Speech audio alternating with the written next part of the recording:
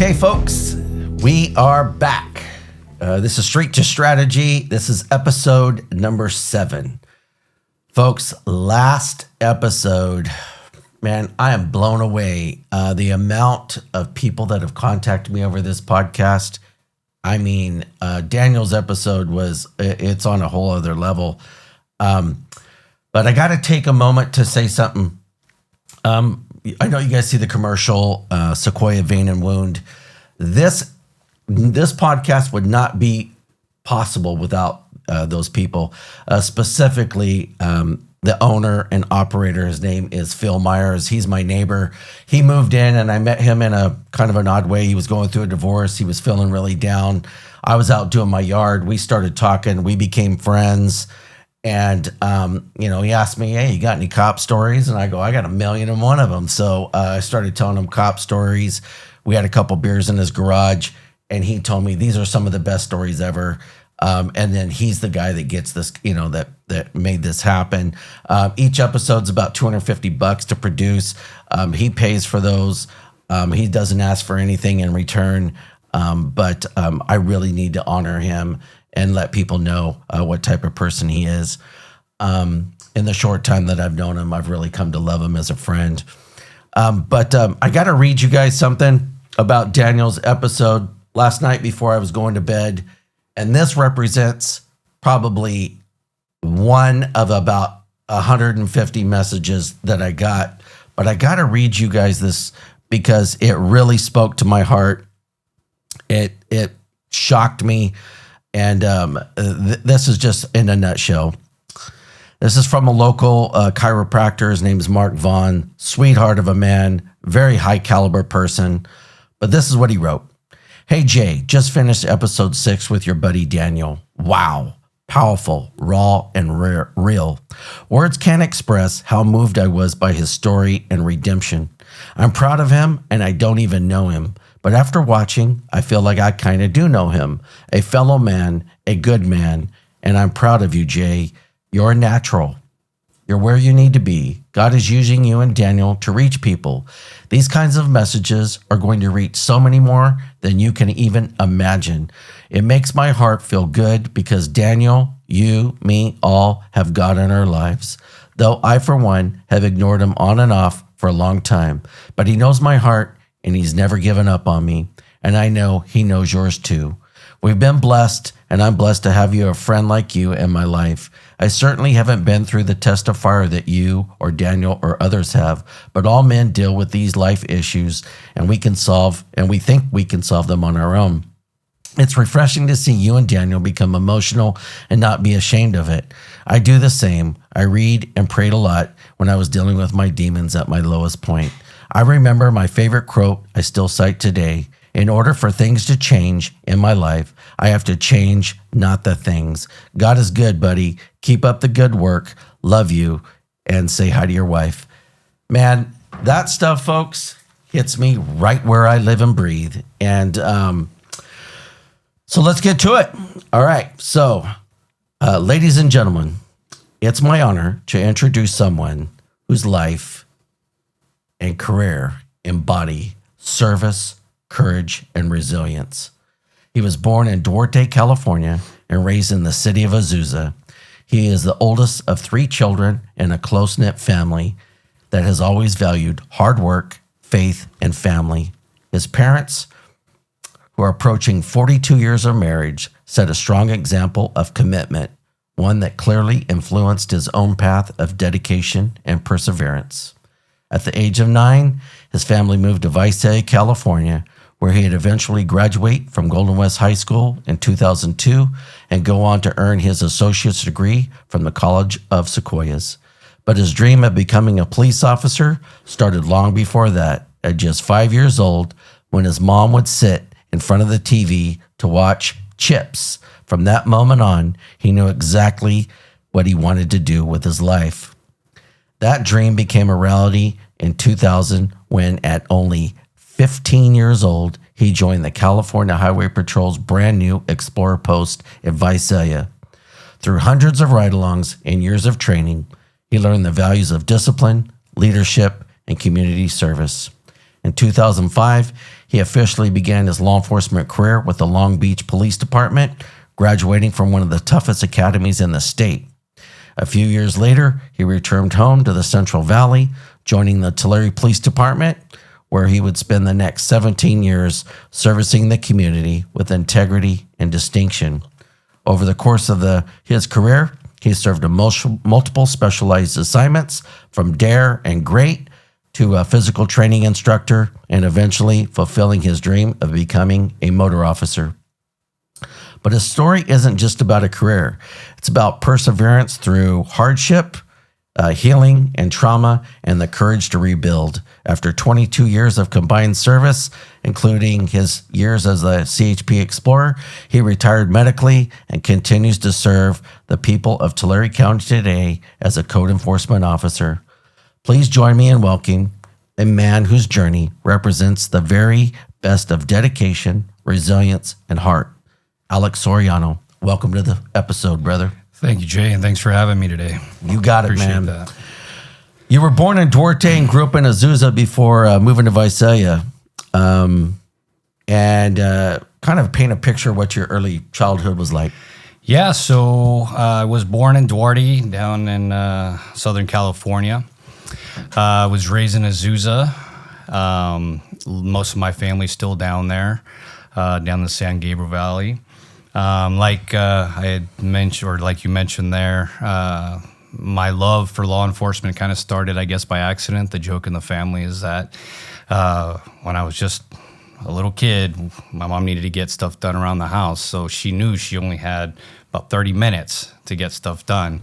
And that's right when Chips came on, because she'd plop me on the couch and I would just not move for those 30 minutes or whatever long the episode was. And from then on, it was set. You know what? It's interesting. I own all like 6 or 7 seasons of Chips on DVD. Do you? And I'll sit around and watch it. My wife, it drives her nuts. But, you know, and it illustrates there's something about those times. I'm a little older than you, but I love Chips. Yeah. You know, and you know, it's interesting. It's probably still one of my favorite TV shows. I still love it to this day.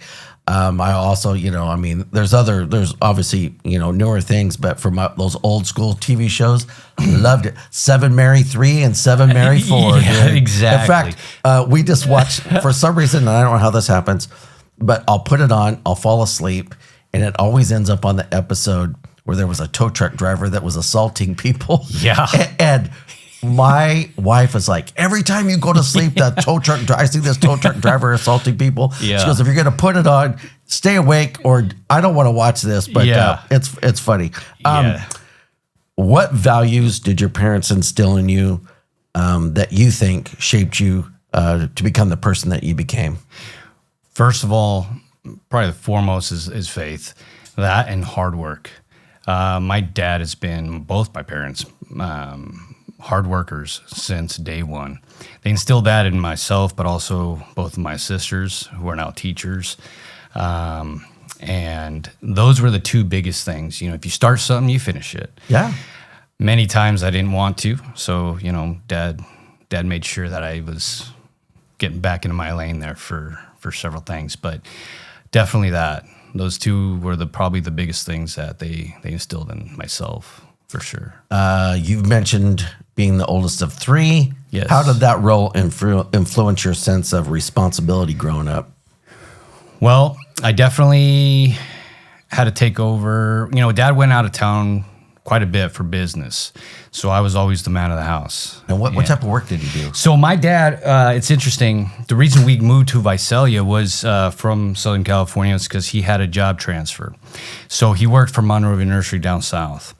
You know, they have Monrovia nurseries all over the state and country, but he would go out of town due to business. You know, he'd be gone a few days, sometimes a week, whatever it might have been. So at that point, you know, being the oldest of the 3, the only boy, you know, I started off at a young age, like I said, when, you know, 9, 10 years old. So the responsibility of taking care of my mom, my sisters, while my dad was gone, was kind of instilled at a pretty young age. So definitely has led on since then up until current day. Yeah. Both your sisters are teachers. They are. What was your family's reaction when you told them that you wanted to go into law enforcement? Well, I think it wasn't a shocker. Yeah. Because, like I said, since as far as I can remember, 4 to 5 years old, I've been pretty set on being a police officer, but specifically a CHP officer. That was my goal growing up, right? Wanted to be Poncherello. That was the whole thing, right? That was my idol growing up. So essentially, that's where it started and continued, kept going. Got it. You've said your dream of being a police officer started when you were 5.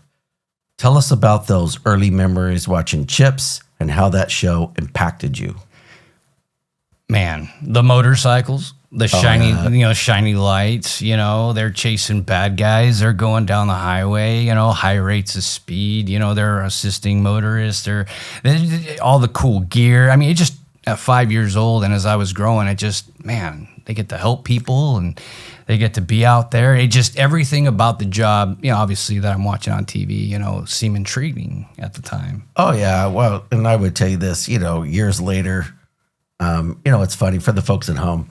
Here's the funny about the highway patrol. Great guys, but they hire a certain type of dude. Yeah. And I'll tell you just a quick thing, an anecdote to kind of show this.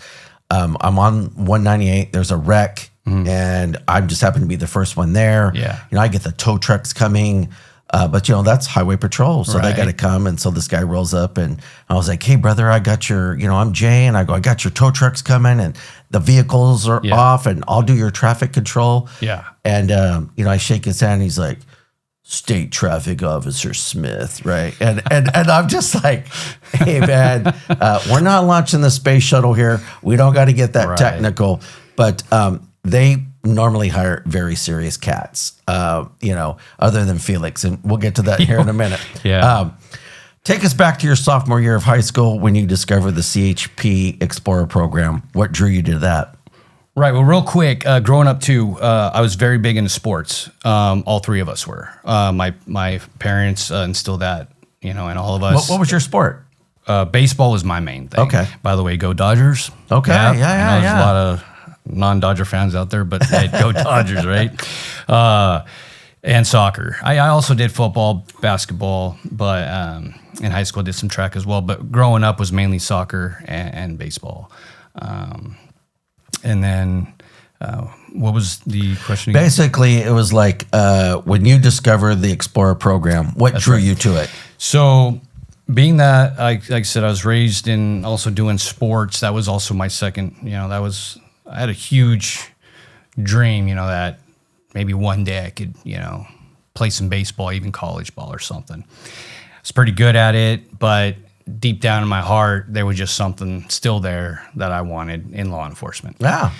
So fast forwarding up to the year 2000, when I was a sophomore at Golden West, every morning they read the bulletin, or they used to read the bulletin out in the class. And I got, there was this one notification of applying for the Explorer program that the Visalia CHP office was getting ready to start up.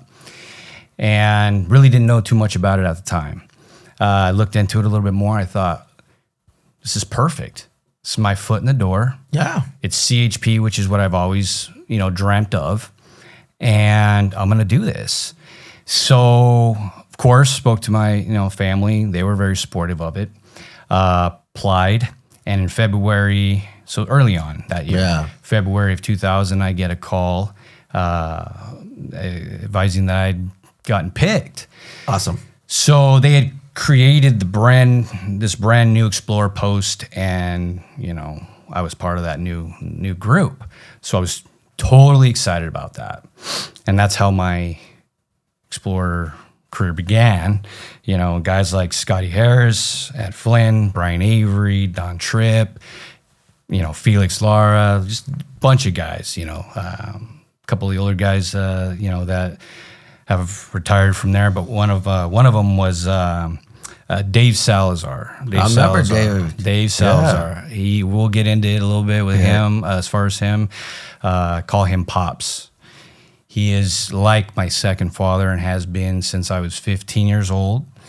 And I'm 41 now, so that gives you a pretty good idea. And I would tell you this for the folks at home, Dave Salazar, he was prior Vice PD. He was. And then he went to the Highway Patrol, and I think he did, 20 years with the Highway Patrol. Yeah. But we would show up at the jail, book it together, and I mean, he's a Terminator, man. Yeah. And dude, Hispanic dude, extremely fit, not Yes. a hair out of place. Still works out. I mean, a uniform. But I remember Pristine. he would pull out his gun, put it in his trunk, but then he had like a boot gun. He had a knife about this big, and He's got it all. the other, like he's a tackleberry, right? Yeah. And but sweetheart of a dude, total warrior. Yes, he was. And a lot of those guys. It's interesting. I went to high school with Avery.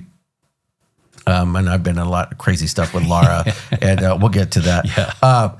What were those first few months like as an explorer, and any moments that made you think this is exactly where I'm supposed to be? Oh, day one, just showing Yeah. up at the office this is exactly, it felt like home from that second. Very nervous, right? But at the same time, it was like, yes, this is. See, when I was your age, I would have loved to have been an explorer with the Highway Patrol, I'll tell you this. Right after I got out of the military, I applied to the Highway Patrol. I killed it. I was like 9. Yeah. I got 90 on my oral. Then I was a vet, That was so they good, gave me yeah. like 5 points. So now I've got they bump you up, 95. yep. I mean, dude, I went through all this. I killed it, knocked Yeah. it all up. I get to the end.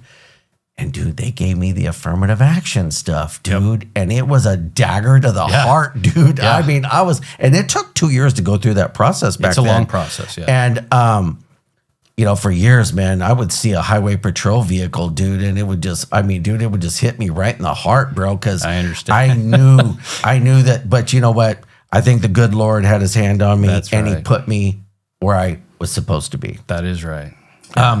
You did over 100 ride-alongs across California. What did you learn about policing and about the people during that time? Yeah, I actually stopped. We had to do this paperwork after every ride along. You kind of had to write a memo describing what you did on that ride along, what you learned, that kind of thing.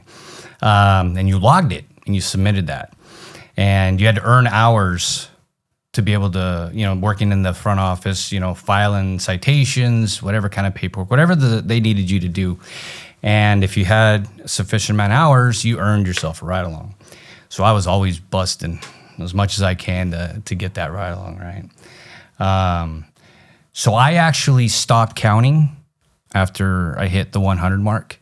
From there, I don't know how many more I did. Oh, yeah. I mean, I used to see you back then on ride-alongs all the time, yeah. So the thing about it is, I learned so much. First of all, the people, the CHP officers that were my mentors, became my family. Like I said, Pops being one of them, and then all my advisors.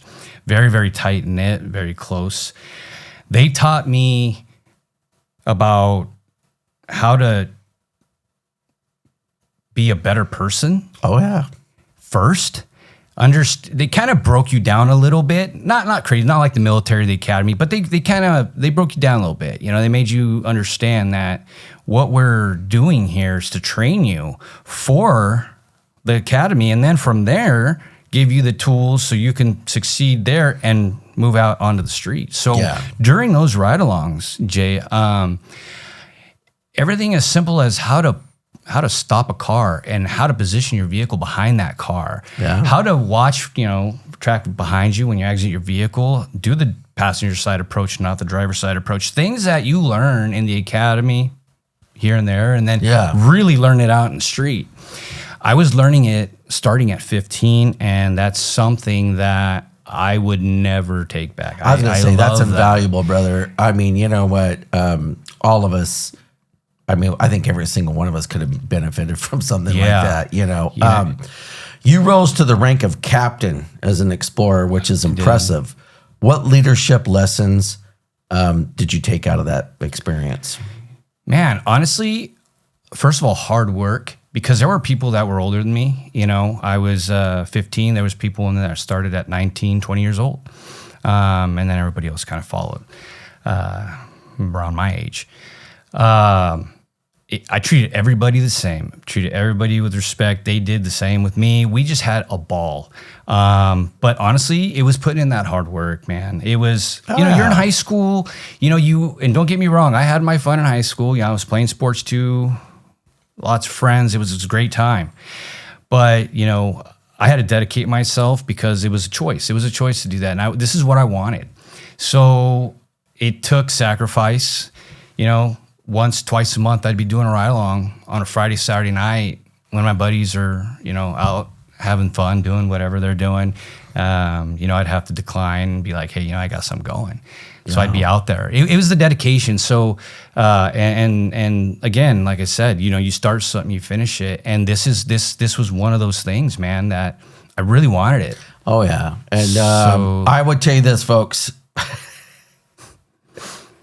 I gotta say, and I think I've known you, Jay, for about 26 years now. Oh yeah, I remember you being a young kid. But I gotta say this to the folks at home: Alex has become urban legend. Alex was involved in an officer-involved shooting when he was 17 years old. I was 20. Oh, you were 20. I was 20, and you were on a ride along. I was on a ride with along. Officer Lara. Yep. Can you walk us through that incident? Because that right there is.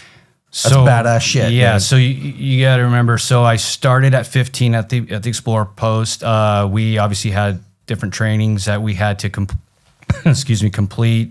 First aid, CPR, those kinds of things, and then you have to go through police academy. Explorer Academy, and so on and so forth. Right. So at this time, regarding the shooting that we were involved in, I was 20 years old. It was December of 2004. Okay. So I had some time in training at this time. By that time, I should say, I'd had multiple experiences with different subjects out on the road, pat down searches, handcuffing people, issuing citations, all those types of things, right? So my training had been very... It was intense, and it was that way because of these people that I rode along with. Yeah, so you're just not some regular ride along. You kind of know a little bit. Yeah, what I'm trying to get at is when I did a ride along from their mouths, and to this day we've talked about it, they felt comfortable enough like I was one of their partners. Jay. Correct. And to me, that was like the biggest compliment because my hard work was paying off. I was learning a lot of stuff. That is a compliment, totally. Yeah, it wasn't just like, hey, just go out there and, put the cone down or something. It was, hey, I need you to do the 180. I need you to, has he been patted down? That kind of stuff. So come this night, we're in Cutler. December of 2004, it was about 7:30 at night. And for the folks at home, Cutler is a rural community, gang infested. There's a lot of good folks there, but there's a lot of gangs there. And it's actually it's a little bit out in the middle of Timbuktu. Just about northwest. Yeah, because you can't just get there quickly. No. There's only a few ways to get there. And so, but go ahead. Yeah, so we're in that area. We're just patrolling. About 7:30 at night, we see a vehicle, roll a stop sign. We conduct a traffic stop on this vehicle, but it hadn't stopped along the curb, right away like it would, most cars usually do. It did find a driveway to pull into. We thought, okay, maybe it's just where he lives and whatnot. We did notice that there was 2 occupants in the vehicle, driver and the right front passenger.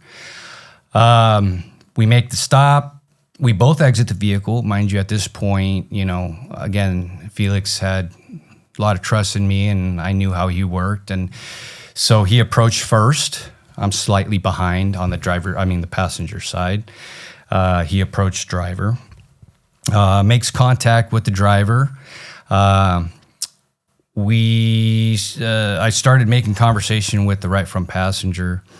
Right away, I'm noticing they're all wearing dark clothing. They appear to be possible northern gang members at that time. So I'm kind of stepping back by the pillar of the door. Now, mind you, we have uniforms. We have duty belts, but we just have handcuffs. We have a flashlight.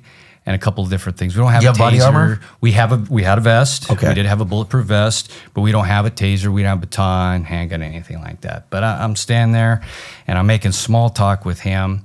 At which point, Felix was talking with the driver, asks him a couple more questions, and then comes over to the passenger side where I'm at, because the passenger started to get a little squirrely. Felix noticed a couple things that kind of alerted him that maybe something else was going on. So as he walked around, he goes, "Hey, cover driver's side." So we kind of swapped spots. So I'm standing at the left rear of this vehicle's taillight, keep an eye on the driver who's still inside the vehicle. Felix assists the passenger out of the vehicle from the passenger side. Starts to pat him down. Finds a loaded firearm in his waistband area, I believe. That point, he was able to pull the gun out while holding on to the suspect, but he had me there, so he handed over the firearm, said secure the firearm. So I hold on to the firearm. Right as I'm about to secure it, make sure it's, safe. I believe he had one handcuff on that passenger when the fight started, right, between them two. So now he's in a physical fight with this suspect. I have this gun, and the driver's side door opens. So now, and mind you, there's an apartment to our left, and there's an apartment to our north. And so there's no way out but through us. Is it the big apartment complex? Just west of the school as you're coming into color? Yeah, I know right where you're at. Yeah, just west of those in those apartments. So the driveway was kind of elongated, right? So I see the driver's side door open, and I'm thinking, what the hell do I fucking do? Yeah.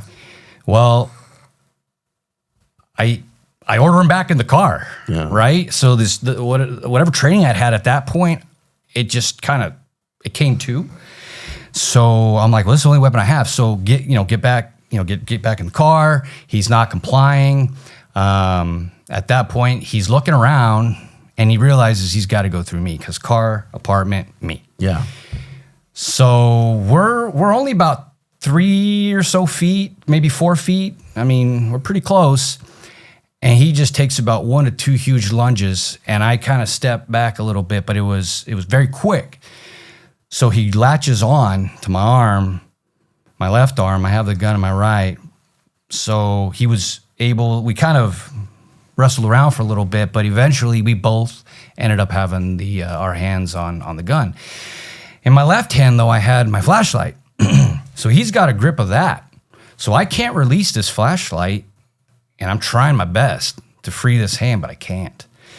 So now the struggle between him and I, while the fight is still going on with Felix and the additional suspect over here, moves to near the front end of the suspect's vehicle.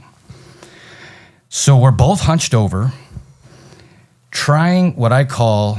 Well, fighting over the gun. Well, yeah. I call it the finger fuck. Yeah. I mean, there's no really other way for me to explain it, because he's trying to pull the trigger. I'm trying to pull the trigger. I looked down the barrel of that gun a few times, and I thought, fuck.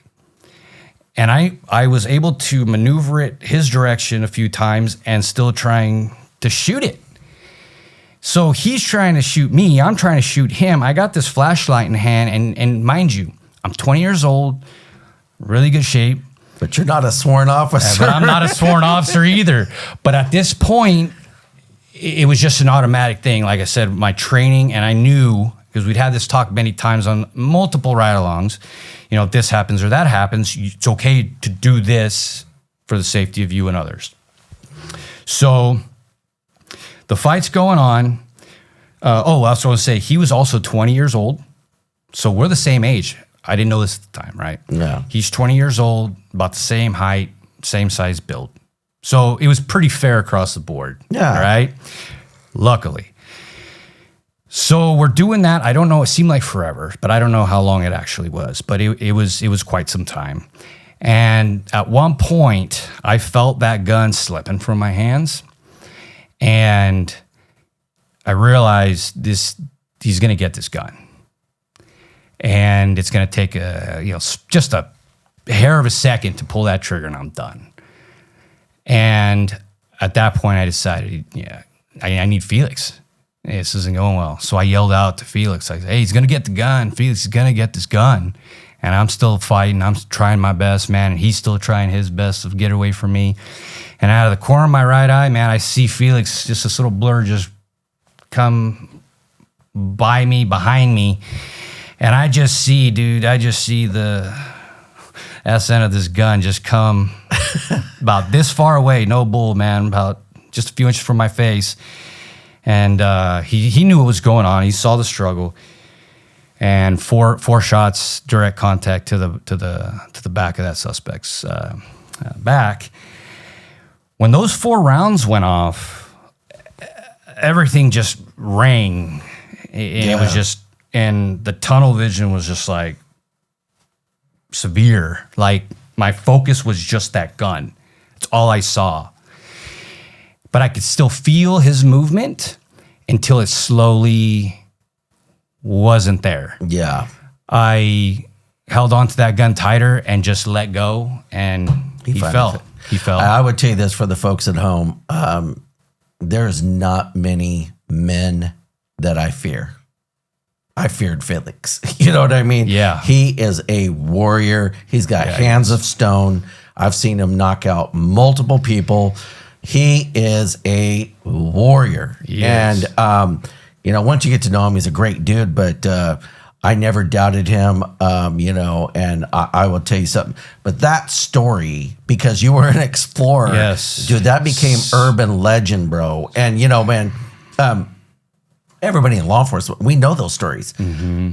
And when I would tell that story, people have no clue. I mean, a lot of people don't even know that, Yeah, that was Jay, and we'll get into the others that I had as an officer, but like I've told you, that out of all my OISs and that one, even though I wasn't the actual shooter, man, I really fought for my life that night. And I think that one was the hardest critical incident that I physically and emotionally had ever, to this day, I've ever been through. Well, and here's the thing. A gun going off this close to your head, that's a whole other thing, Here's the thing, Jay. I believe to this day, and I've talked about this with Irene, my sister, my family, and several friends, including Felix. I planned on going a ride along that night. However, at the time I was working at Marie Callender's, and they had a party coming in that day. So I had to cancel my ride along. Well, early that morning, the party canceled for Marie Callender, so I was available. So what do? Hey, Felix, dude, I can make it. Can I come? Yeah, absolutely. So I believe, dude, in my heart that, and I've had this conversation with Felix one-on-one, and I believe that it was meant for us to be together that night. Things happen for a reason, brother. God had a plan that night, and I believe he definitely saved my life that night. And I think we were there for each other that night. Yeah, dude. After that shooting, I did have to, Scott Harris had to drive me to Kuwait Delta because I had ruptured my eardrum. I didn't even know I had been bleeding from the shots being fired.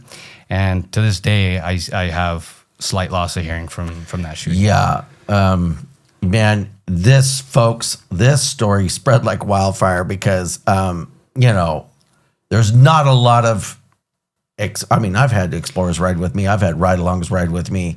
Hundreds of people rode with me.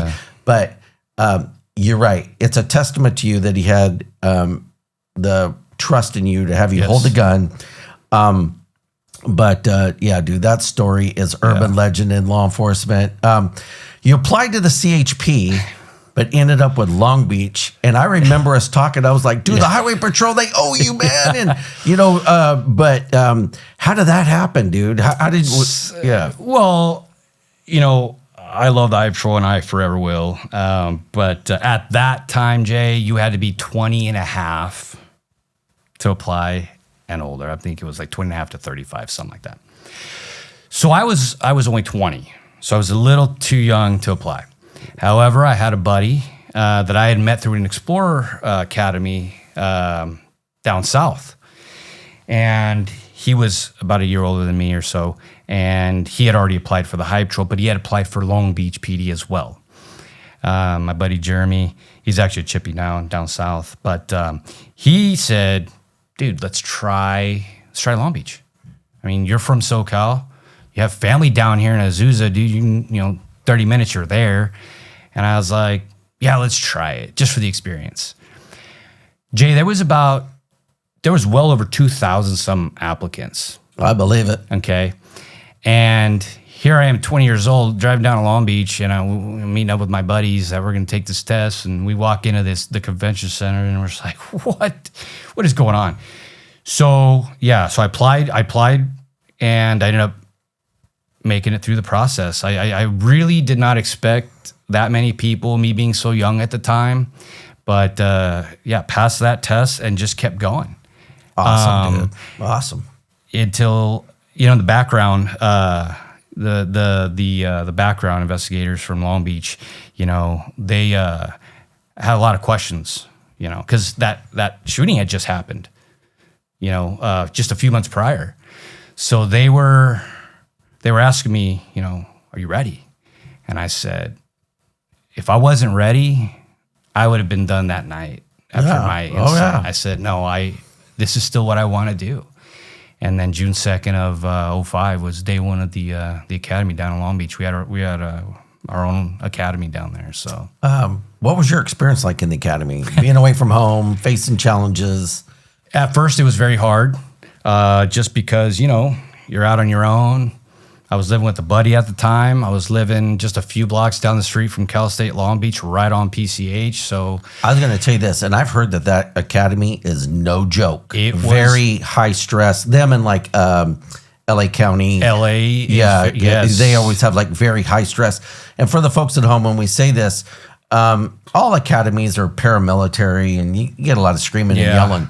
But there were certain academies that were even an extent even higher than that. Yes. Yours was LA County Sheriff's Department. Yes. Our first day, that lasted the whole academy, by the way. You showed up in full suit, tie, everything.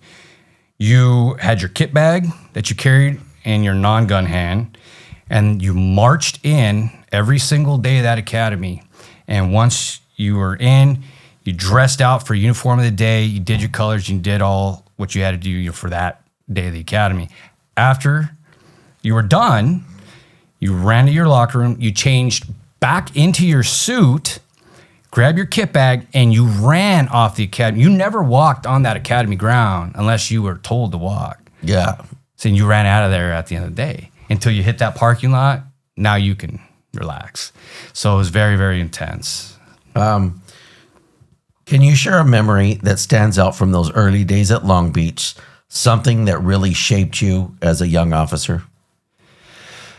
Well, there's several, but I remember you got shot at down there. Yeah. Let's talk about that. Okay, so that was a few months. I was about 7 months on at that time. Now, mind you, Long Beach PD, we had a year-long probation period, meaning the probation, but also the FTO program was a year long. It wasn't, 3 months and whatnot. So you had an FTO with you. So 7 months into training, you're doing pretty well. At this point, FTOs are starting to kind of relax a little bit. We are working graveyards. I was working North Division at the time, which is up closer to like the 710, 91 freeway in that area. We're at this park, Cherry Park. And we're tucked in the very back. It's very dark. My FTO and I were standing outside of the car, and we're going over, policy and a couple different things that, we had experienced on a call. So we're just debriefing things, And all of a sudden we hear pop, pop, pop. I'm thinking, what? And there's the street. It was fairly, a good distance away, but, not too far. So once we heard the initial pops, it was followed by the zing, zing. Oh, yeah, so yeah. At that point, when I heard it, I looked over at my FTO and he's like, oh, we're getting shot at. And we saw a vehicle, it was a solo vehicle, northbound on the roadway, and we're like, that's it. So I get in the driver's side, he gets in the passenger side, haul ass out to the road, head northbound, see the taillights. Tried my best to catch up to it, but by that point, he had parked the car, ran in his apartment complex. We're chasing him. We end up making our way. We find this guy upstairs, hiding under some stuff, whatever. Take him into custody. Find the weapon, whole thing. I'd never been shot at that point, much less get the guy. Yeah. So that was a big deal. And I would say the second one was probably my first experience with the homicide. That one was my first month on the job. I take that back. That was my third month on the job. Yeah, and I would tell you something, folks, for the folks at home. You can watch it on TV and you can read it in the newspaper, man, but when you go into houses and see people shot to death or see people bludgeoned to death or see people stabbed to death, I don't care who you are. Yes, we're in cop mode and we have to do things. We got to interview people and we have to, we're doing our jobs. Mm-hmm.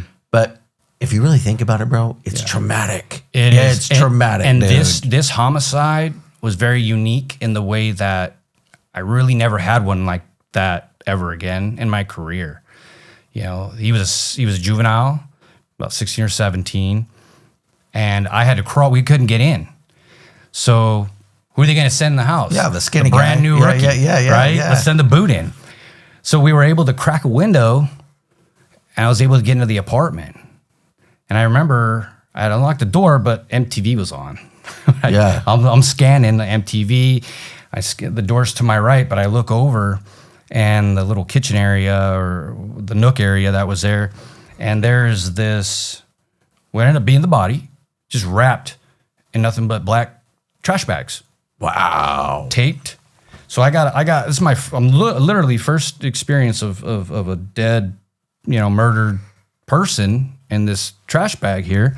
So I unlocked the door, let the guys in, we clear, and we got to make sure he's good, right? So dude, that's the scene from End of Watch, bro. Dude, so that one. So I would say that was another one. But there's multiple, but those stand out pretty big.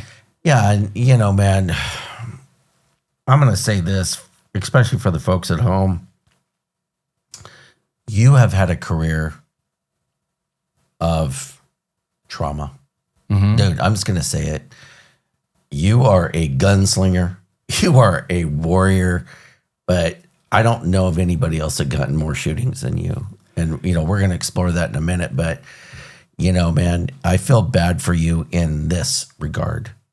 I think from the minute that you got into this, especially think about from Felix to now, everything that you've seen, done, been a part of, it's a testament to you, dude, that you're still alive, bro. Yeah.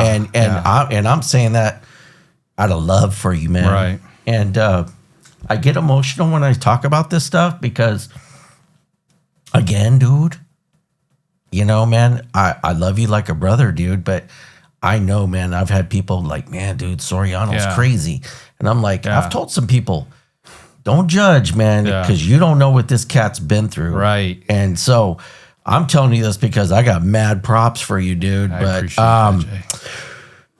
You've talked about how structured and intense the field training was. What lessons directly carried that you took from that and then used them for the rest of your career? Because I bet you it's a little bit more intense down there than it is here. Well, yeah, and it was intense, but it was slightly different. Yeah, I expected two different worlds, meaning. So down south, you had to earn everything. Yeah. Cool things that we get right out of the academy, right? Your extender, you get to wear your sunglasses, have your cell phone on you, all those cool things that you have.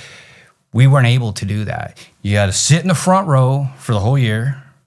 You had to earn your extender for your, otherwise we were just old school, pull out your freaking. Yeah, when he says extender, we had these extenders that on our radios, and so instead of pulling out your radio and talking in it, you could just hit it right here, and then that way. And I mean, shoot, my first few years at Visalia, we had to buy our own extenders. Yeah. And if you went by everybody's box, we all had our own screwdriver that we would use to attach these. And it's a big deal. And you know what? It was the same. And it's a game changer because the minute that you do that, because now you're no longer having to do this. Now you're just this. Yes. And it's for something so minor, it's a big deal. It was for all of us that were going through, the FTO program, we were very proud to earn something so small. You think, oh, really? No, it took a lot of hard work to get that. And then to have wear your sunglasses, you thought, oh man, I made it. But they made you earn. That's what I'm saying. They kind of broke you down a little bit, but then they build you back up. Just because we graduated academy wasn't game. You still got a lot to do. There's a lot of room to grow there. So all those things were little bits and pieces of accomplishment. So I took that and used that with my career. Got it. Further. Are you bothered by leg veins of any size, or is leg swelling or pain bugging you or someone you know? I would recommend that you make an appointment with our friends at Sequoia Vein and Wound to take care of it. With a friendly bilingual staff and their years of experience, they are happy to help resolve those issues. Give them a call to get a consult at 559-713-6478 and tell them that Jay Mac sent you. Like I said before, man, if I wanted something, I worked for it. Yeah. And when I got it, it was like, yes, I earned this. And it meant so much more than, I put in for this assignment and I got it. Yeah. No. It was something that, that, like I said, if I valued it, I wanted it, I worked for it, and I earned it. So I think that was huge. Yeah. Well, you became a husband and a father during your years at Long Beach. How did that change your perspective on the job and life? And, and I will tell you this. I remember when you were here at Tulare PD. I mean, dude, we all loved your wife. She was a sweetheart. She became a cop, and we'll talk about that later down the road. But becoming a father and a husband during that time, I'm sure that kind of changed your perspective. Yeah. So we ended up getting married in 2006. And that same year later, that year we had our first son. Things were fine. I was still obviously working down in Long Beach. I was working the division I wanted with the people and the shift that I wanted. Life was great. Had no plans other than just staying there. But shortly after our first son was born, about 3 or so months later, we got pregnant with our second son. Jay, I tried everything to stay down there. I tried looking for places where I would be commuting an hour and a half. I was going to say, cost of living down there eat you up. Cost of living was crazy. Where we were living at the time was really nice, but it was just too small. There's no way we could have done it. So ended up having to relocate. And some of my family was still here, my mom, my dad, my sisters, and whatnot. So we looked into Visalia, found a house, not just a, a condo. So I applied to a couple different places, but Tulare picked me up. And I want to say from application to working was maybe a month and a half, if that. That's lightning fast. It was fast. I would tell you this about Tulare PD, and I grew up in Tulare. I graduated from Tulare Union High School, but this is what I'll say. Visalia PD, Tulare PD, 7 miles apart. Yes. 7, 8. Two different worlds. Worlds apart and thinking. And I tell people, Tulare PD was always known as very aggressive. That's an aggressive agency. I worked there for a short time, and I remember they called each other troop, right? Yeah. We don't do that at Visalia. It's a little bit more laid back. There, it just seemed a little bit more structured. Yeah. I worked with some of the meanest cops I ever worked with in Tulare. And, all right. So, so I got to Tulare in June of 2007. Okay, so that's pretty quick. Yeah, so I did 207. What was it like patrolling the same communities that you grew up in and around? That's I tell people, and I have a million stories. It's a blessing and it's a curse. So I didn't spend too much time in Tulare growing up. Yeah, I had some friends that I go visit, high school, and then obviously the fair, and you got the farm show. So to really go into Tulare, I didn't do so often. But like you were saying, some of us didn't really want to go into Tulare because if we get in trouble, it was our ass. Yeah. So I didn't know too much about it, but I knew enough to when I went back. Jay, when I went to Tulare PD, I thought I went back in time. Yeah. I had just come from Long Beach, whole nother world down there. Living just my personal life, but also being a police officer. I remember one night, dude, I'm in my patrol car with my field training officer, is Barry Jones. I remember Barry. Yeah.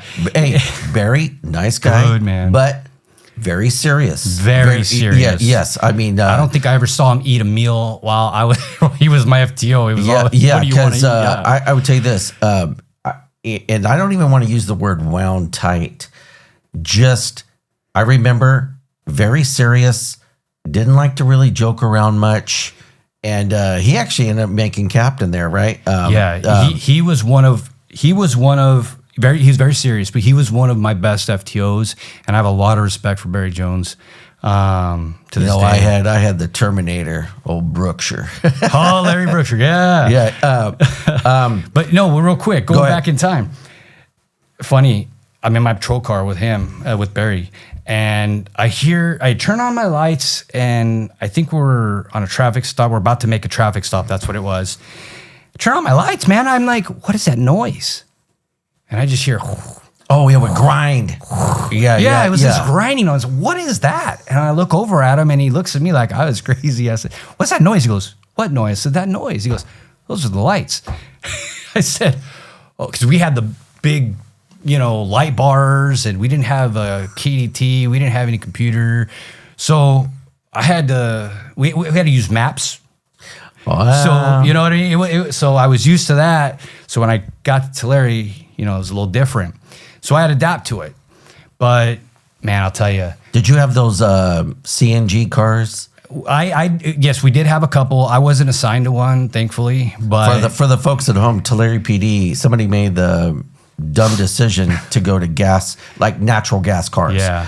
And those cars would go like 60 miles. And then fill up like twice or three times a shift. And something like that. It was horrible. Yeah. It just, you know what? It'd be great for other vehicles. It's just not good for police vehicles. Yeah.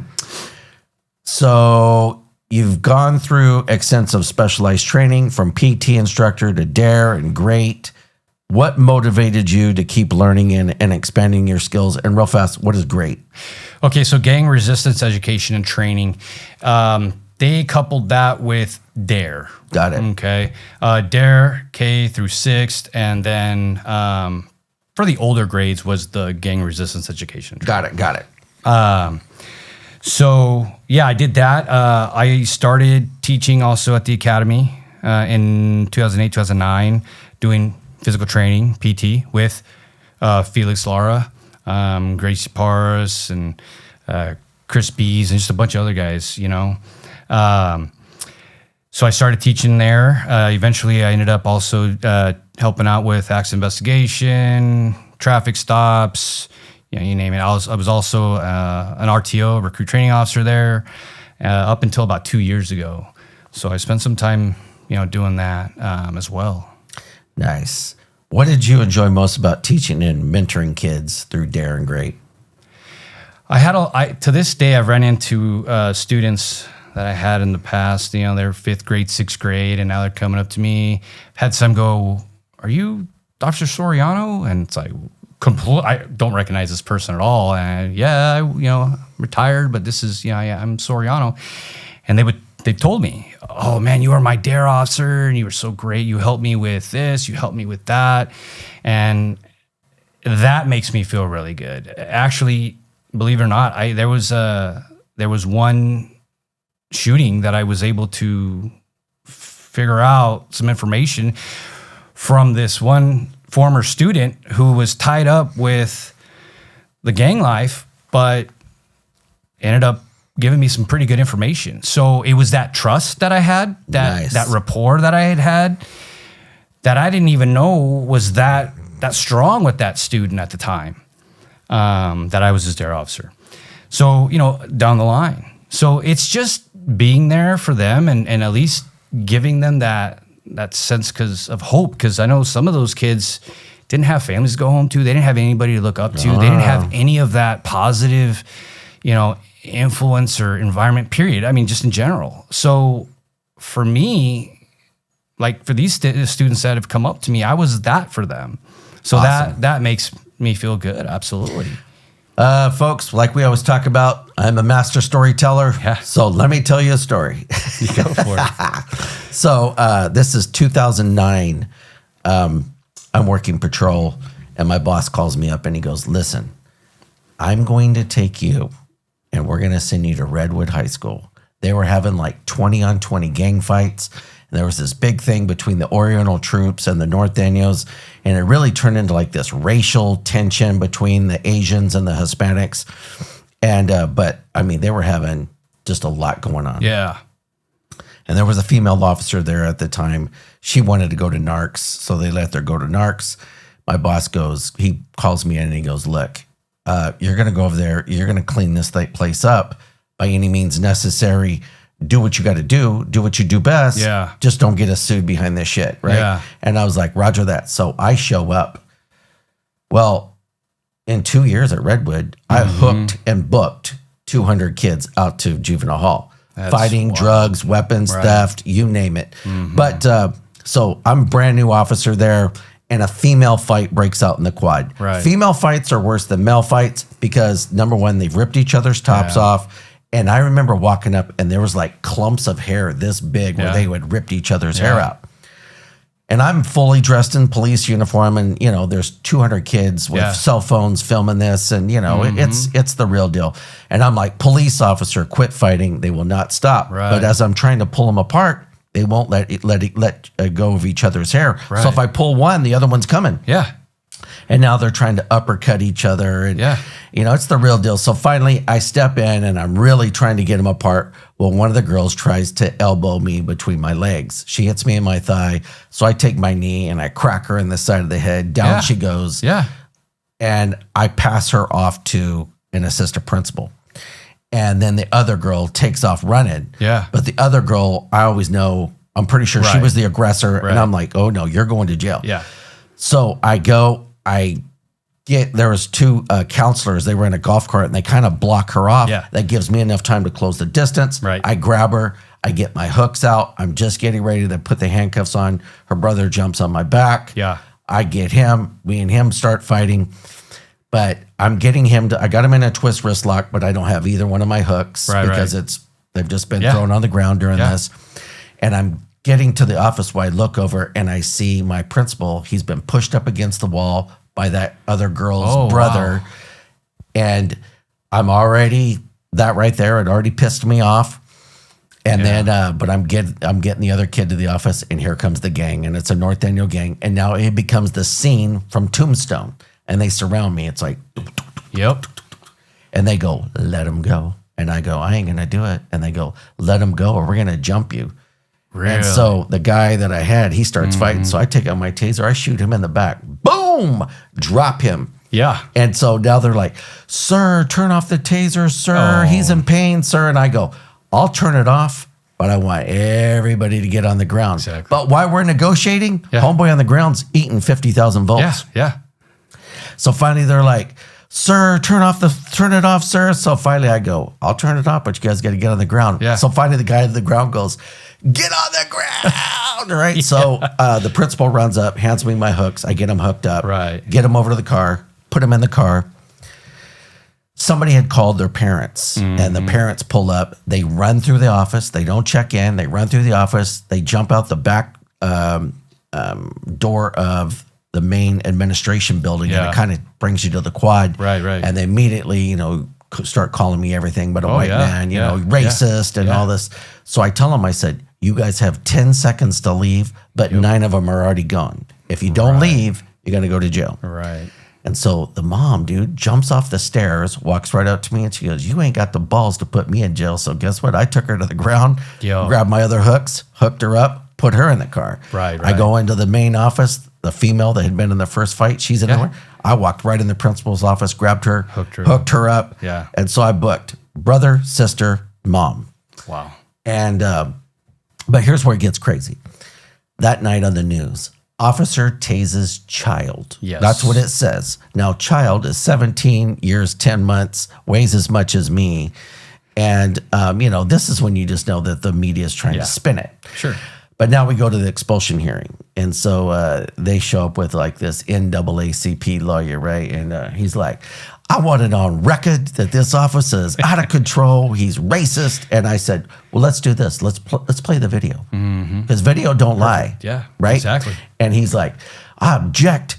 We haven't had an opportunity to see this video." And I said, "And this ain't a court of law. This is an expulsion hearing." And I go, "I'm playing this video. Wow. I dare somebody in this room to stop me." So we play the video, and obviously everything that happened was on video, and they ended up getting expelled. I tell that story in this. After that, parents were used to coming down there, wigging out, cussing out administrators, cussing out teachers. But my reputation kind of carried it. So now when people would show up, I'd be standing out there and they'd go, "Officer McWilliams, we've heard of you." And I would be like, "I know you have. Yeah. But my word is bond. Yes. The first time you use profanity on this campus, the first time you make threats, you're going to go to jail." Yeah. I go, "I don't tolerate it. You want to come advocate for your kid? Conduct yourself accordingly and act like an adult." Right. This is not a street corner. We're on a campus. Right. I agree. And but anyways, how did teaching young people compare to your day-to-day patrol work? It's way different. Yeah, you're talking two different worlds. One, teaching the kids, you kind of have to put yourself in their shoes. You're trying to explain all this information to them while still keeping their attention, focused on you. But honestly, with the kids, it was easy. Yeah. It was, "Officer Soriano's here. Okay, so now they want to hear what you got to say." And usually for like the older kids, third, fourth, up to sixth, they want to hear at least a story every single time, you come into the office. So that wasn't bad. That was, that was really fun. That was a good time. Out on the streets, that's a whole nother ball game. Oh yeah. I could tell you this. Let's talk about December 2011, your first officer-involved shooting. What happened, and how did that change you? So at that time, in December of 2011, I was technically assigned to the schools. I was still working there at the time. However, it was winter break. Well, that's right. You got to an OIS as a dare officer. Well, that's another one. We'll talk about that one. Yeah, we'll talk about that one later. But this night, December of 2011, I was working patrol. You could take vacation or take time off, during winter break if you had, if you wanted to do that. I ended up working. So I'm working. I'm at the outlets that night. I'm typing up a report. I'm by like the O'Neill store there, just typing away. And for the folks at home, real fast, the outlet center it's the major shopping place in Tulare. It's really nice. It's got all your outlets. It's got the big movie theater there. Yeah. It's a big deal. In fact, for a lot of years, it killed downtown Tulare because the outlets everybody, I shop there, and I live in Visalia. It's right off Highway 99, so it's easy access off and all that. So, I was there, and I had gotten, my call sign at the time was 67. So I hear my number, and then I hear 64, which is Mace Aguayo. And we'll get into that a little bit later. But so we got dispatched to the area of Blackstone and Cross in the city of Tulare. came out as a possible 207, 245 domestic. All if you can think of it, as probably in that call. Kidnapping, assault, deadly weapon, domestic violence, you name it. So they were trying to obtain some more information as they were dispatching us. So I'm en route. Was that in the apartments? Yes, 600 block of North Blackstone. They're not. I don't even think those apartments are there. They're still there. They're there. Yeah, they're still there, just north across. Okay, east side of the roadway there. But so I'm en route. Mace is en route, and Mace gets me on the air. We're trying to coordinate where to park because we got information that this guy could be armed, right? So we end up parking just north of this apartment complex that we were dispatched to, and we decided to walk it in,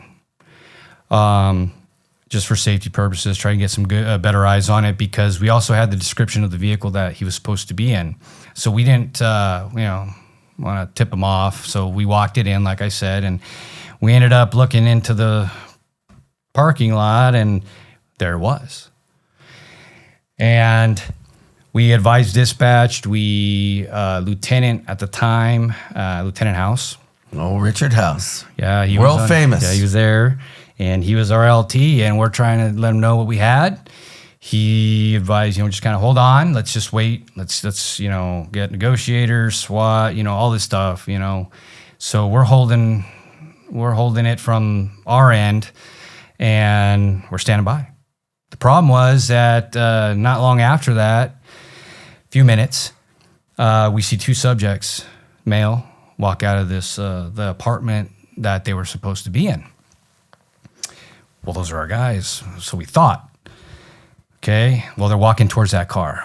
Hey, put it out. We think now it's amped it up. Yeah, now it's amped it up, because now we're like, hey, they're walking to the car. Are they grabbing some? They walk back in there.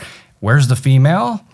Are they trying to, get away? And, what's going on? We're trying to figure this all out as it's happening within seconds. We're putting it out, over the radio. So dispatch and lieutenant has knowledge of this. And at that point, they get into the car, and Mace and I put out one more time. I think they're getting, they're going to take off kind of thing. He goes, well, if you can, take them down, whatever you can do. 10-4. So Mace had long rifle. I had my Glock. So I run up first. He's behind me on the passenger side. I knock on the right rear window. They didn't know we were there at all. The car was on. Our primary was in the driver's seat. He looked over his right shoulder, sees me, sees Mace, looks at his passenger, and we're yelling, get out of the car, get out of the car, guns out. Well, he puts it in reverse and guns it. So now we're in between his car and a parked vehicle, but behind me is a pole for the structure, the shade structure. So I needed to figure out how to get out of the way, because he was going to smash me between the pole and the right rear of his vehicle. And we had retreated slightly, and he had stopped. But we're ordering him to hands, the whole thing, still nothing. And at that point, his car made another movement. And at that point, I'd already determined in my head, if this car moves at all, after he just trying to run us over, the call, everything, I had already made my mind, I'm going to fire. Yeah. Because he's going to probably take me. Rightfully so. And there was no way out other than making a huge U-turn, but it's very tight, very narrow. So possibility of him hitting other people or other cars is right there. So the car moved. We felt the threat. We knew what was happening. So we fired. I fired 16 rounds initially. That car moved, kept moving, crashed into a water main, water spewing everywhere. I'm not sure how many shots Mace fired. He fired, though. Out of that AR? Out of that AR. That car just smashes into the storage, these storage units next to that water line. So you got water just spewing everywhere. This car's crashed. Now we have units en route. More units are en route, but we have these two guys in the car. We ended up getting more units on scene and getting the right front passenger out. I believe he had some injuries, but I don't think it wasn't life-threatening at the time. So pull him out. Somebody takes him off to handcuff him. Driver deceased? The driver had not been deceased yet. He's still in there. Okay.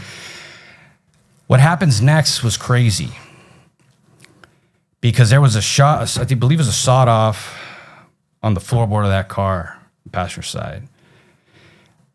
The primary, the suspect, the driver's seat, had grabbed that thing.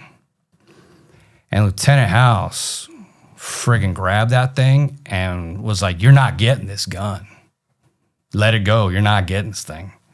So he's fighting over this freaking gun with his suspect. So I round to the driver's side. Mace is on the passenger. We had a few more units pull up. Lieutenant was able to grab the gun away from the suspect. And I'm looking right at him through the windshield. We have officers on the other side, passenger side. And he looks at me, he just stares at me, takes a big deep breath. And he looks over to his left, looks at all the other guys, and he reaches under his butt. And I can't see what he's reaching for, but I'm yelling commands, "Monsieur, your hands, don't move." And I hear somebody from my left side, I don't know who, still don't really know who, but somebody yelled, "Gun, gun, gun." At that point, as his arm is coming up, or his hand, I see the handgun, and it's coming right up. And I fire 6 more rounds right through the windshield as I'm going to the left on the driver's side. And there was some fire from the other side as well. And as I'm firing, of course, I'm moving towards the left rear of the vehicle, right? And everyone's doing the same. Yeah. We hear ceasefire. I'm sure that was multiple the LT. times. It was. Yeah. It was. He always had a way. He'd come over there for the folks at home during pursuits. He's the only person I ever seen that did this, but he would say stuff like this: "Everybody, slow down, breathe, relax." Yeah. I've never seen another supervisor do that. I've never heard that. But that was just something about him. That's what he did, yeah. But, dude, that guy went to the academy the year I was born, dude. I was born in 1971, and he went to the academy in 71. And he's still working with you, dude. Well, he was, like 40-year career or and something. like I said, I mean, he was in it. He was in it just like everybody else. And so once we heard the ceasefire, I remember, mind you, this is December of 2011, so it's right at Christmas. So it's just a bunch of Christmas lights and the fumes from the exhaust and all the shots that have been fired. I remember it like it was yesterday, dude, just looking at everything. And I remember seeing him in the driver's seat, sitting up, and he slowly, after that ceasefire, slowly slumped to his right, and that was it. Yeah. So yeah, I had that time I think it was an additional 6. So I think that night, cause I did reload after the first, 16, I reloaded and then it was 6. So I think I shot about 22 rounds that night myself. As that's happening though, and I see him slump over and everyone's trying to make sure everybody else is okay. Girlfriend runs out. Oh yeah. Didn't see where she came out. I think she came out of the apartment. My adrenaline was so high that she's running towards the car, towards the driver's side. So she's running my direction. Now, I'm right-handed. I had so much adrenaline. I was like, get back. Wasn't listening, yelling his name. So with my left hand, I got right underneath, and I just shoved her so hard to get back that she was airborne for a little bit and just landed straight on her back. And you know what, folks? I'm going to tell you something. And I've been in situations that you're talking about. And you're right, dude. It is controlled chaos. But those, like that 60 seconds after all the shots, everybody everybody says it goes quiet. It does. And everybody is like, you're really trying to process what's going on. But again, you're still scanning for additional threats because people could come out. I mean, there's so much going on, man. But dude, I remember that. In fact, there was like some video of that shooting because I remember seeing House like off onto the side. And but you know what, dude? Listen to that story, dude. That was badass shit, dude. I mean, you know what? And I'm gonna tell you something. You went through multiple critical incidents in your career. How did your mindset evolve between the first, the second, and third shooting? Because I would tell you something. I don't know if there's anybody been in more shootings than you at Tulare PD. There may be one or two that have 2 or 3. I have to confirm. Who would have 3? Because I don't know. I remember this. I mean, behind your back, dude, we used to say this, dude, Alex, you are a gunslinger, dude. You're just a gunslinger. And, you know, I also tell people this, but even without us talking, there's an emotional price to be a gunslinger, dude. There is. And I don't, nobody goes out, nobody gets into this career and thinks, okay, this is my goal. I'm going to have at least a few shootings. Dude, it's not. No, it's not. And that's the thing. It's one, to answer your question, I really didn't expect the first one as an explorer. And then this one as an officer being my first one, that one was wild.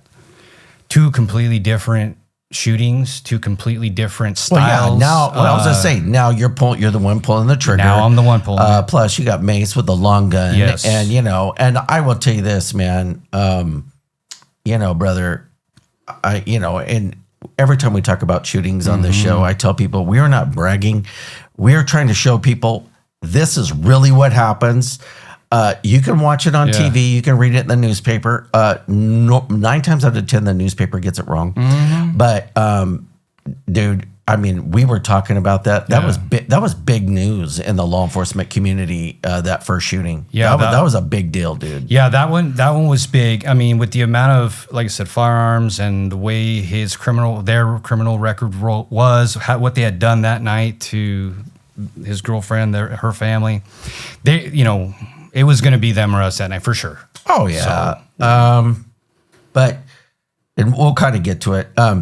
Many people don't understand the toll of these incidents. What did it feel like mentally and emotionally after that first time you had to take a life in the line of duty?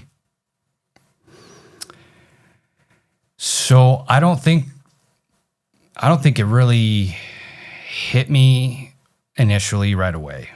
You know, your adrenaline is so high. Dude, I don't know about you, man, but dude, I remember, dude, I was like, I'm the baddest motherfucker on the planet, man. You know what I mean, dude? I mean, and it really is. It's and I hate to put it to people that way, but when you're in that and you go fisticuffs or you go toe to toe with your worst type of gangsters or criminals, dude. I mean, I don't know about you, dude, but I was so pumped. I was, but my mentality at that time was, holy shit! I just got in a shooting. We just killed some guy. And you know what my thoughts were at the time is, dude, I was putting up, there was so many officers at that point. We had TCSO and Highway Patrol that showed up eventually. And dude, I was setting up crime scene tape. Yeah. My mind was still in work mode. And actually, they should have got you out of there immediately. I was getting there. Yeah. They should have got you out of there immediately. Again, but it all happened so fast. We secured it. Everything was, the scene was code for at that point, as best it could be. So we needed, because people were starting to come out. So we needed to do what we had to do to secure it. But then they did have Bill Robertson, to this day, one of my most favorite people, my mentor. They said, hey, we need you to take him over to 1019. And for the folks at home, Bill Robertson, another one, warrior. Tulare PD, yeah. Warrior. He's retired now, but big time warrior.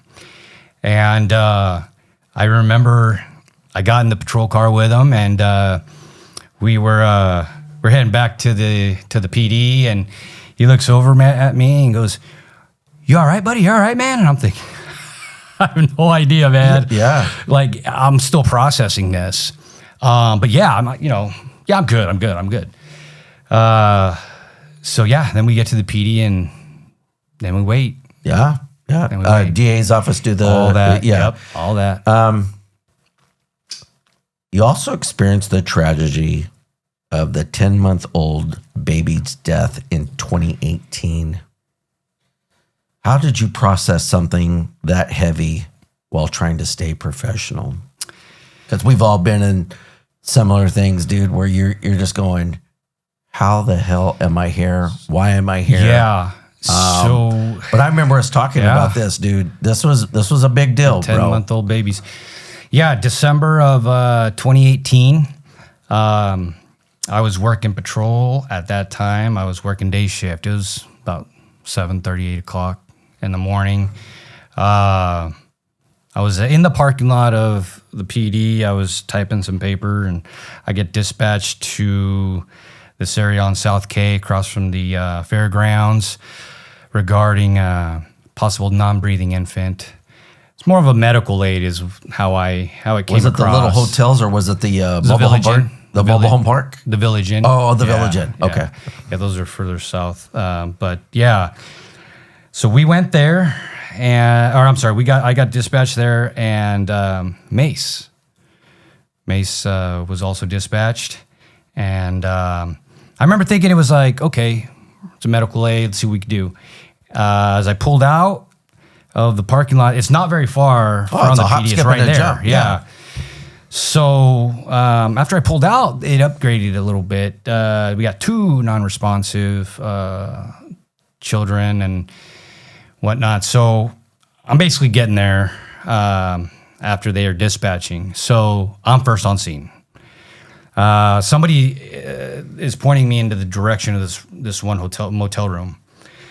So I entered the room, and there was this female who was covering herself with a comforter of from the bed, because she was naked underneath that, but she was covered, and she was just saying, you got to help my boys, you got to help my kids, please help them, and they were both laying on the bed, both nude and blue. And I looked over at the mom, and I'm like, what happened? Trying to figure out what's going on. And she wasn't giving much information, man. So right around then is when Mace got there. That's what I remember. And I told Mace, I said, you grab one, I'll grab another, and let's just start doing CPR. Yeah. We had another officer show up. Priscilla Solis showed up, and I believe she was the one coordinating with the ambulance. I can't remember who, but we needed an additional rig. We needed 2. We needed them now. It was very urgent. Yeah, and for the folks at home, here's the problem with cops. Yes, we know CPR, but we don't have the equipment. So we always like it when we can get fire and ambulance there, because they've got oxygen, they've got the ambo bags, they've got all these things that make it way more likely that people are going to survive. Because the problem with us, we're just trying to do it either mouth to mouth, chest compressions. So, and I've been in what you've been in, and I would tell you something, it's a horrible feeling, because this, we're going to do our best, but we just don't have the proper equipment to make it. Yeah, no, we did what we had to do with what we had available to us at the time, with all our training and our experience, and we were doing good, and we got that second rig there. It was ASAP, Once they got there, Mace and I were like, okay, we're going to leapfrog this over to Tulare District, TDH is what we call it at the time. So let's get over there quick. I got in my patrol car, pulled out onto K. I had the rigs behind me. Mace was tailing it, and we just leapfrogged every intersection as fast as we could, getting those rigs over to TDH, to the hospital. We got him there, tried to clear the way as best we could. We had dispatch advise them to prep them that we're coming. This is what we got. Yeah. And sure enough, they quick got him in, started working on both little boys.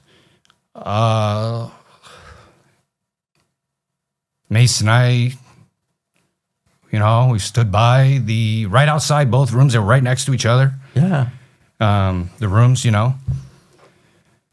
So he's looking at me, I'm looking at him. We're like, hey, dude, you did good. No, you did good, bro. Yeah. We try. Let's see what happens. Let's see what, we're optimistic still, We thought maybe they were down for a little bit. As we kept saying, hey, maybe we just got there just in time. Yeah. So I don't know, Jay, to be honest with you, how long it was. It seemed like forever. Maybe it was an hour, maybe less. I don't know.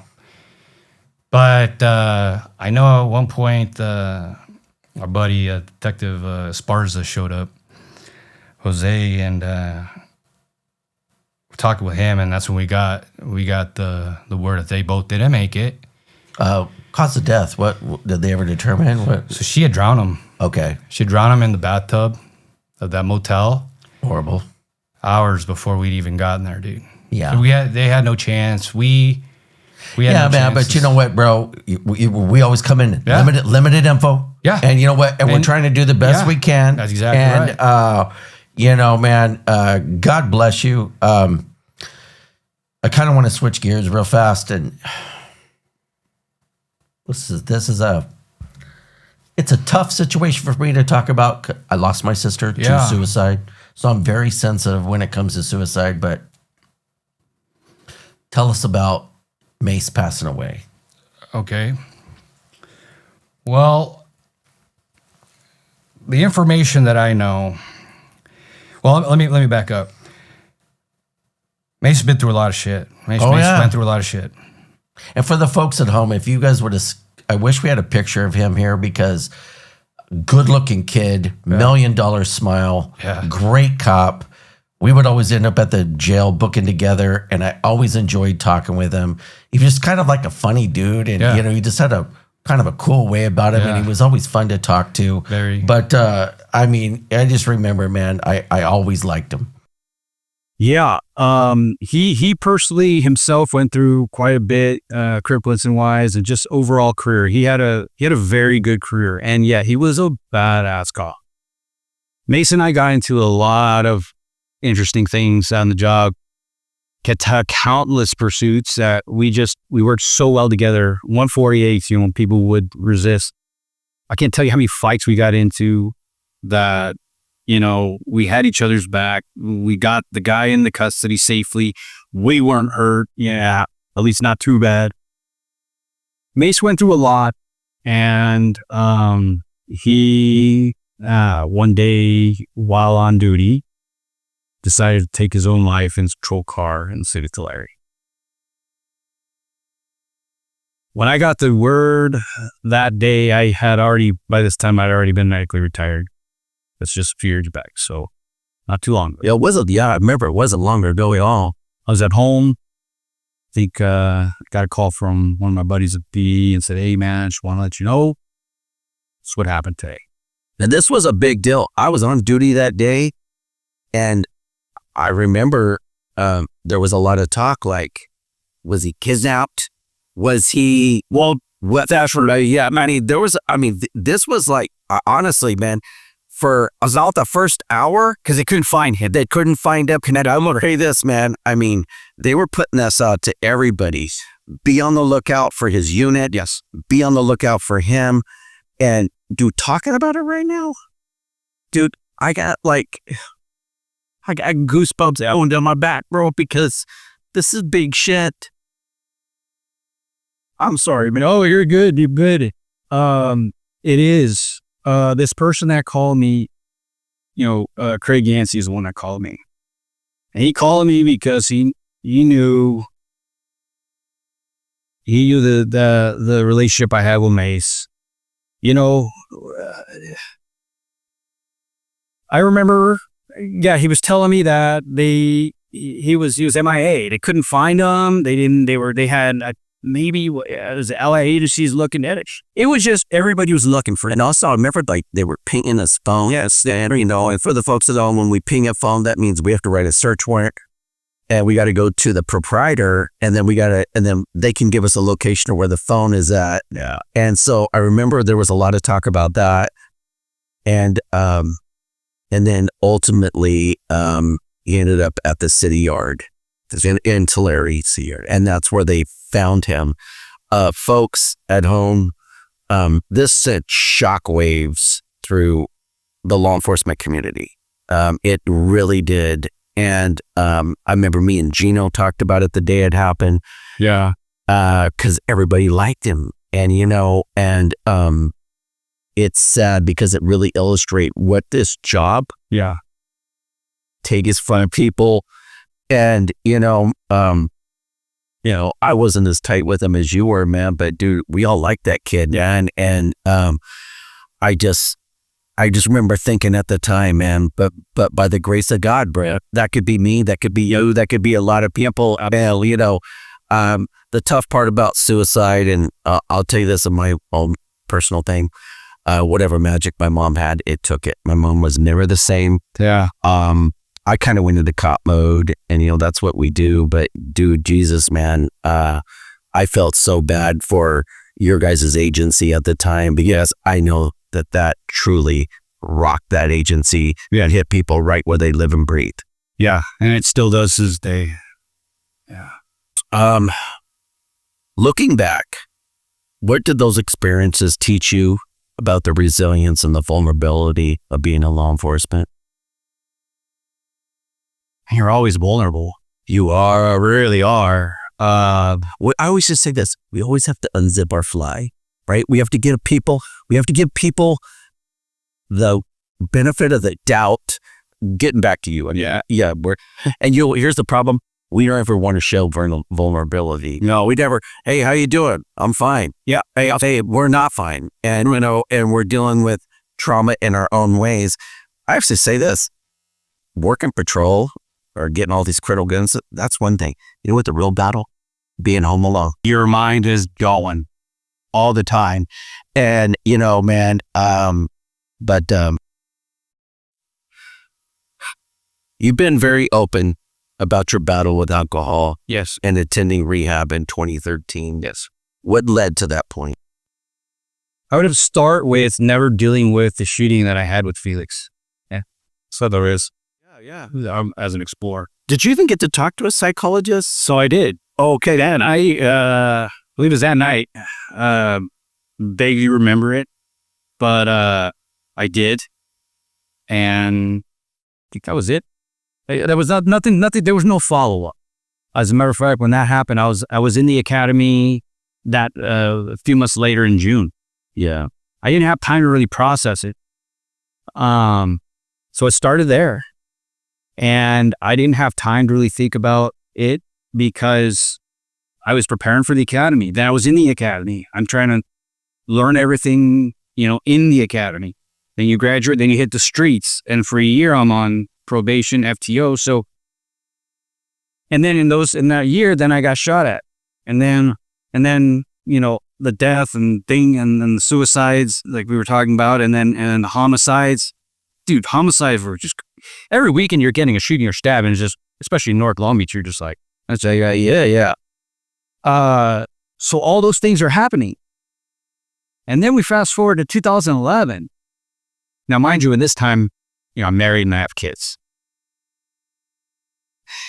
And I'm drinking slowly. Yeah.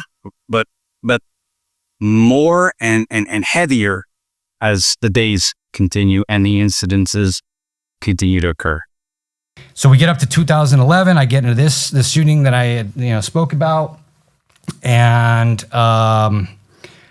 life kind of moves on, and I start I think after the dust settled, the adrenaline wore off, and I did my 20 plus hours of just sleeping. Then it started to kind of sink in that, oh dang, dude, this is another one, and I started off with like a half pint of Jack, then I would go, this isn't enough. I need a pint. Oh, wow. So then I was drinking pints, and Jack Daniels got to be a little too expensive. Again, mind you, when it started, it was like, here and there and whatnot. It got to the point where I couldn't wait to get out of work. Yeah. If I was working, whatever detail I was at the time within the PD, or if I was working patrol, it didn't matter. As soon as I was friggin' out for the day, first stop was getting my, I was heading over to Sierra Mini Mart to Larry Lospina. I was getting me my shit, man. You know what? The only stuff I don't drink is wild turkey, because that's what I act like when I drink it.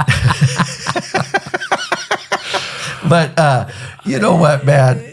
And you know what? And I remember us talking during this time, and I remember you telling me, "Hey, dude, I'm struggling." Dude, and I remember you telling me that, and man, and here's the problem, brother.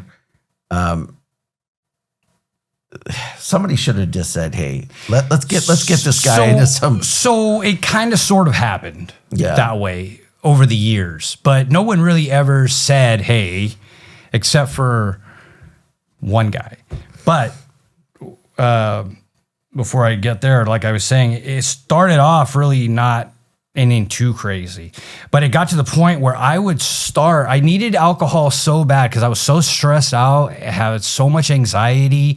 Maybe it was a pursuit that day. Maybe it was a baby, that was having a medical issue that triggered something about something. You name it. By the time we went 1042, which is we're done for off duty for once we went 1042, I was in or out to get my drink because I needed it so bad, Jay. If I was working day shift and we got out at 1800, 1630 came around, I started to dry heave, dude. Like, oh fuck, I need that shit. Like just the thought that, oh man, I'm gonna get it so I can calm myself down, made me sick. I get it. And I would mix it with whatever, dude. I mean, it didn't matter. Gatorade, whatever. And here's the problem with the booze, my choice was vodka, by the way. Okay, and I would tell you this. You know what people don't realize about the booze is this. It is a depressant. And so, yes, it's a good time for a while. Exactly. And then what it does is it takes you lower. Right. And do you want to talk about the incident where you showed up at work and the paths and all that? Or... Yeah, so I'll lead into that too. So if again, one pint was whatever. It got to but it would have to be, like I said, I was sick. I had to go get that medicine, right? For myself. That's how sick I was in the head, because that was the only way that I was gonna calm and tame the demons in my head and the friggin' crap that was going through it. At least, like you said, for a little bit of time. By the time I'd get home, man, I'm sure this was already destroying things between you and her. And, what I'm saying, by the time I get home, one pint's gone. Oh, wow. Okay. Wow, man. You were in it then. From, you're talking 12 to 15 miles, maybe. Polish it off quick. Wow. And then it would lead, if we were going out, or if whatever it might have been, that was just like the appetizer. There might be another one on days off. It could be 2-3 pints a day with beers or wine, you name it. So it was always like that for a long period of time. But like I said, it progressively grew. Now, to answer your question, as far as the home life, absolutely. Yeah. Me and her, we never talked about it, but I used to always go to your guys' Christmas thing every year. Yeah, and the Christmas party. She was always a sweetheart to me. I have a lot of respect for her because she was very nice to me. Personally, I used to tell her all the time, I knew you since you were a little kid. And I never got to talk to her about it, but then I remember hearing that you guys went through a divorce. And God bless her wherever she's at, but it's sad, man, because your story is so indicative of what this job does to us. It affects everybody differently. Yeah, And, absolutely. for you, Yeah. when you went to rehab, how was that? So it basically came down to me going to rehab because, dude, I needed it. Yeah. But also, dude, my job was on the line. Yeah. My marriage was already crumbling, Yeah. you know. So I had no choice, and I thought, you know what? Maybe this is a good thing. However, the other side of my brain was like, I don't belong there. Yeah. That's where, like, people that really got problems go. You know what I mean? Like, I'm better than that. No, that's not me. It's funny you say that because I've told some other cops, they're like, I'm not going to rehab because there's nothing but drunks and dope addicts there. And I've had to tell some cops who I love, you're a drunk. Dude. You dude. And here's the problem with cops. We got the biggest egos on the planet. Bro, that's what... and you know what? And I will tell you this. I applaud you for the fact that at least you had the balls to go. I had a counselor that I was going to at the time, Kirk Wyantz, and he helped me tremendously just in personal one-on-one counseling. And he went to my church at the time. The guy helped me get into this rehab den in Del Mar, San Diego. This place is gorgeous, man. Great facility. What was it called? Casa Palmera. Okay. Casa Palmera down in Del Mar, San Diego.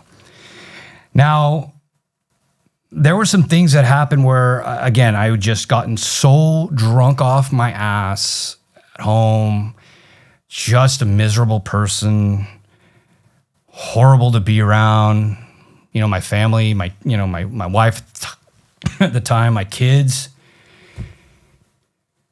It was a lot going on to where even I had just a little bit of sense left. And I would tell you this. I remember talking to somebody from your agency, and they were like, "And Aguayo, man, you know, he's a fucking mess."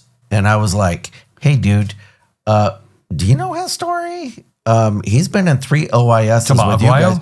Not Aguayo. I'm talking about you. Soriano. Yeah. And I'm sorry, but I've said this. I've said you don't know his story. You don't know everything he's been through. We're always very quick to point fingers. Yeah, absolutely. And I will tell you this, bro. I've told a lot of people before they judge you, listen to what you've been through, because I think your story is probably right on par with Daniel. Right.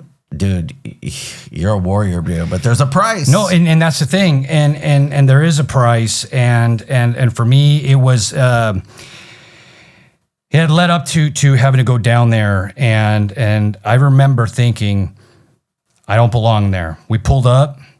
My wife at the time drove me down there. And as we're pulling up, I'm looking at, I don't know, it's probably like 5 or 6 people, men and women. And they're some are sitting on the curb smoking some cigarettes. Some are shooting some hoops, cigarettes in their mouth. And I'm like, I don't fucking belong here. Yeah. This is not for me. I said, no, we need to go. This is bullshit.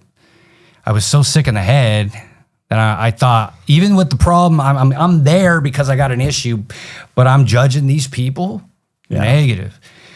So I finally sacked up and went in there and did, the orientation thing, and they showed me where I'd be staying, and my wife left, and there I was, and I did like a 3-day detox, and no cell phones, no nothing, man. They assign you a counselor for your stay. I was supposed to be there 30 days. I'm slowly meeting people. And I'm thinking, dude, these guys are freaking heroin addicts, alcoholics, you name it, cutters, everybody, right? And here I am, this alcoholic cop, right? So I'm fucking right there, dude. Yeah. I'm like, probably half of those guys are probably like, hey, motherfucker, I'm here because I got arrested. I don't know. Yeah. But I'll tell you one thing. Nobody there judged me. Not 1 second. Nobody there turned their head or away from me because I was a cop. As a matter of fact, they were intrigued by it because they're like, what happened? Now, mind you, at that time, I had only been through my Explorer shooting and then the one on Blackstone. Yeah. I hadn't even gone through the last two yet, right? So I'm thinking, oh man, I'm telling them my story, and they're just like, what the hell? You know, I'm telling about my family, my kids, you know, just everything that I've experienced. I ended up making such great connections with them. But the problem was, myself needed more work. I was supposed to be there only 30 days. I got extended to an extra 2 weeks. So I did a total of 45 days because I popped off on a counselor. Okay. Yeah. You know, and that counselor ended up being one of my favorite counselors at the end because he helped me really. He put me in my place real quick. Yeah. And, and here's the problem with cops. We don't like that. You know what I mean? Yeah. Well, it sounds to me like it ended up being a positive thing. It was. So I was there 45 days. I got out February of 13. Okay. Life's great. Jay, I'm like, man, things are looking up. I'm fucking sober. I'm not even craving any alcohol. Life was just great. It was good. Then you get dispatched to another OIS. No. At that point, I was still working there. Mm-hmm. I was still assigned to there. Excuse me. God bless you. And so, April of 2013, I had already completed my classes for the day that I was supposed to teach at. So it was in the earlier part of the afternoon. And I hear over the radio. Now I'm in my dare car. Now let me mind you, this is a Chevy Monte Carlo. It's the ugliest looking thing, dude. But it had dare blasted all over the sides. I remember the hood. Yeah. Right. Had the vector lights, But anyways, that was my unit, right? And being me, I had already taught classes that day, so I had a little time. So I'm out there just looking for whatever. If anybody needs a fill unit or, whatever. Now, for the folks at home, they really, it's not like you can't, but they really don't want you. They don't like that. They don't want you to get involved in pursuits in the dare car. Yeah, especially in dare. They don't really want you doing anything in the schools. But me being Soriano, I was out there still working. Yeah. Right? And one of the detectives was Code 5 in this vehicle, which he was basically keeping eyes on this vehicle for this person that was a known drug.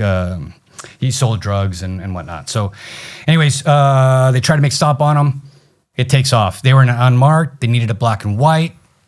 I'm literally in the area, and this is the closest black and white you're going to get with this dare chasing the drug dealer. Yeah. The dare guy chasing it. So anyways, pursuit goes out all the way into Strathmore. During the pursuit, multiple times tried to run me off the roadway. A couple times he tried to brake check me, to have me swerve into a couple tractors we were passing. Because from here to Strathmore is nothing but county. Well, and for the folks at home, so Strathmore, it's kind of right smack dab between us and Porterville. It's out in the middle of Timbuktu. You got 65 will lead you there, but I'm sure you guys took Tulare Lindsay to the 65 or we took every possible road in the pursuit. But anyways, Strathmore, very small community. Right near Porterville. I don't know, like 2,000 people live there. I don't even know. I don't know how many people, but it's a very small. It's got a high school. It's got maybe a couple of stores. And that's it. Well, where the shooting happened was right across the street from one of the elementaries there. Oh, okay. So, anyways, as the pursuit's going, trying to run me off the road, he's throwing his dope out. Okay. So I have cocaine all over the hood of my car, on my windshield. I'm having to wipe it off. Like this guy's just ditching everything out. We're getting closer to Porterville's jurisdiction, so we had already advised Porterville CHP that we had this pursuit and we're coming in. We're X amount of time away, whatnot. So they were already set up. So I knew that. Perfect. Do you have a second unit with you? Yes. At that point, my buddy Jeremy Jones. Okay. And Brian Cordenese. Oh, wow. I know both of those cats. Yeah. Yeah. And if those guys, you want those guys with you as well. However, they were a little ways back. So we end up getting towards this olive orchard, and he ends up riding along the side of it, and he dips into it along this canal. Now, mind you, all this dust is I can't see clearly at all. I didn't even know his car I didn't know he had leg bailed from his car. His truck actually was an old, like, Toyota single cab truck, old 80s maybe. Anyways, I pulled up, see the door open, he's gone. So I jump out of my car. I see him running in the orchard. I take leg bail after him. I get behind him, giving orders to stop. Now he's jumping rows, and I see that he's headed towards this property, this one parcel that has a home on it. And I'm thinking, okay, he just ran, ditching dope. He's digging in his waistband at this point, and he's running towards his house. I have no idea what's going on at this point. I thought I was broadcasting everything over my radio, but I guess from using my extender on my radio, it wasn't broadcasting anything. So nobody knew where I was in this orchard. So as he's getting closer to the house, he's jumping these rows. I get behind him, and I saw that he had kind of slightly looked down, was messing with his front waistband area and his pocket. And he looked back and looked forward, and then I see him fiddle, and he starts to slow his run, almost like he's coming to a stop. Let you catch up. And then as he's doing that, he's making a motion towards his right, and I see his right hand, which is clear, but then I see a black elongated object in his left hand. What am I thinking? I think it's a gun at that point. Yeah. That's what I perceived. Mind you, we are running. I'm still running as this is all going down. I'm trying to process this. When I see that, I'm thinking, yep, that's a gun. Yeah. That's what I saw.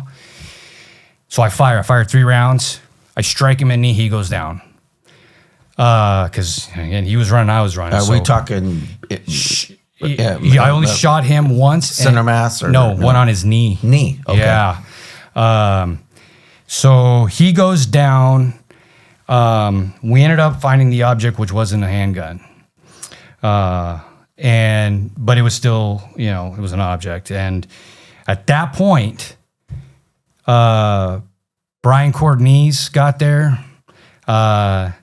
and took his belt off, started a tourniquet on him. CHP sergeant was there, and Jeremy Jones got there, and then everybody was just, all right, let's go. Let's get you out. And they secured him. Made sure I was good, and Chief Breckenridge at the time and Captain Morales, I believe, is the one that drove me back to the PD from there. And then we ended up finding out that was family that lived there. So, okay. Yeah, so that happened about 2 months after I just gotten out of rehab. So after that, brother. April 30th of 2013, that's when that happened. And then kind of took a toll from there. You were later diagnosed with PTSD. Yes. And eventually medically retired.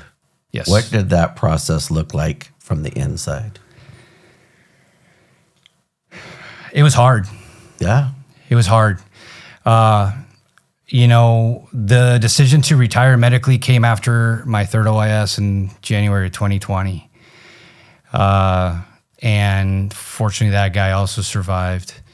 But I think after a lot of reflecting, and I went to Calgoa. Yeah. I went to Calgoa. Yeah. I went to Dr. Gandolfo up in Fresno.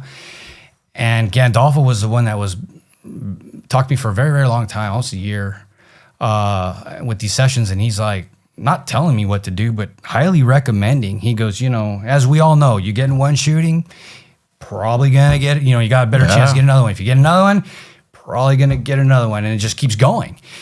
And he kept reiterating that. And I analyzed my whole career and how it affected me as a police officer, but then also how it affected me outside of the job. Brother, man, I remember I ran into you shortly after one time, and you told me, hey, man, I'm going to pull the plug, dude. And you know what?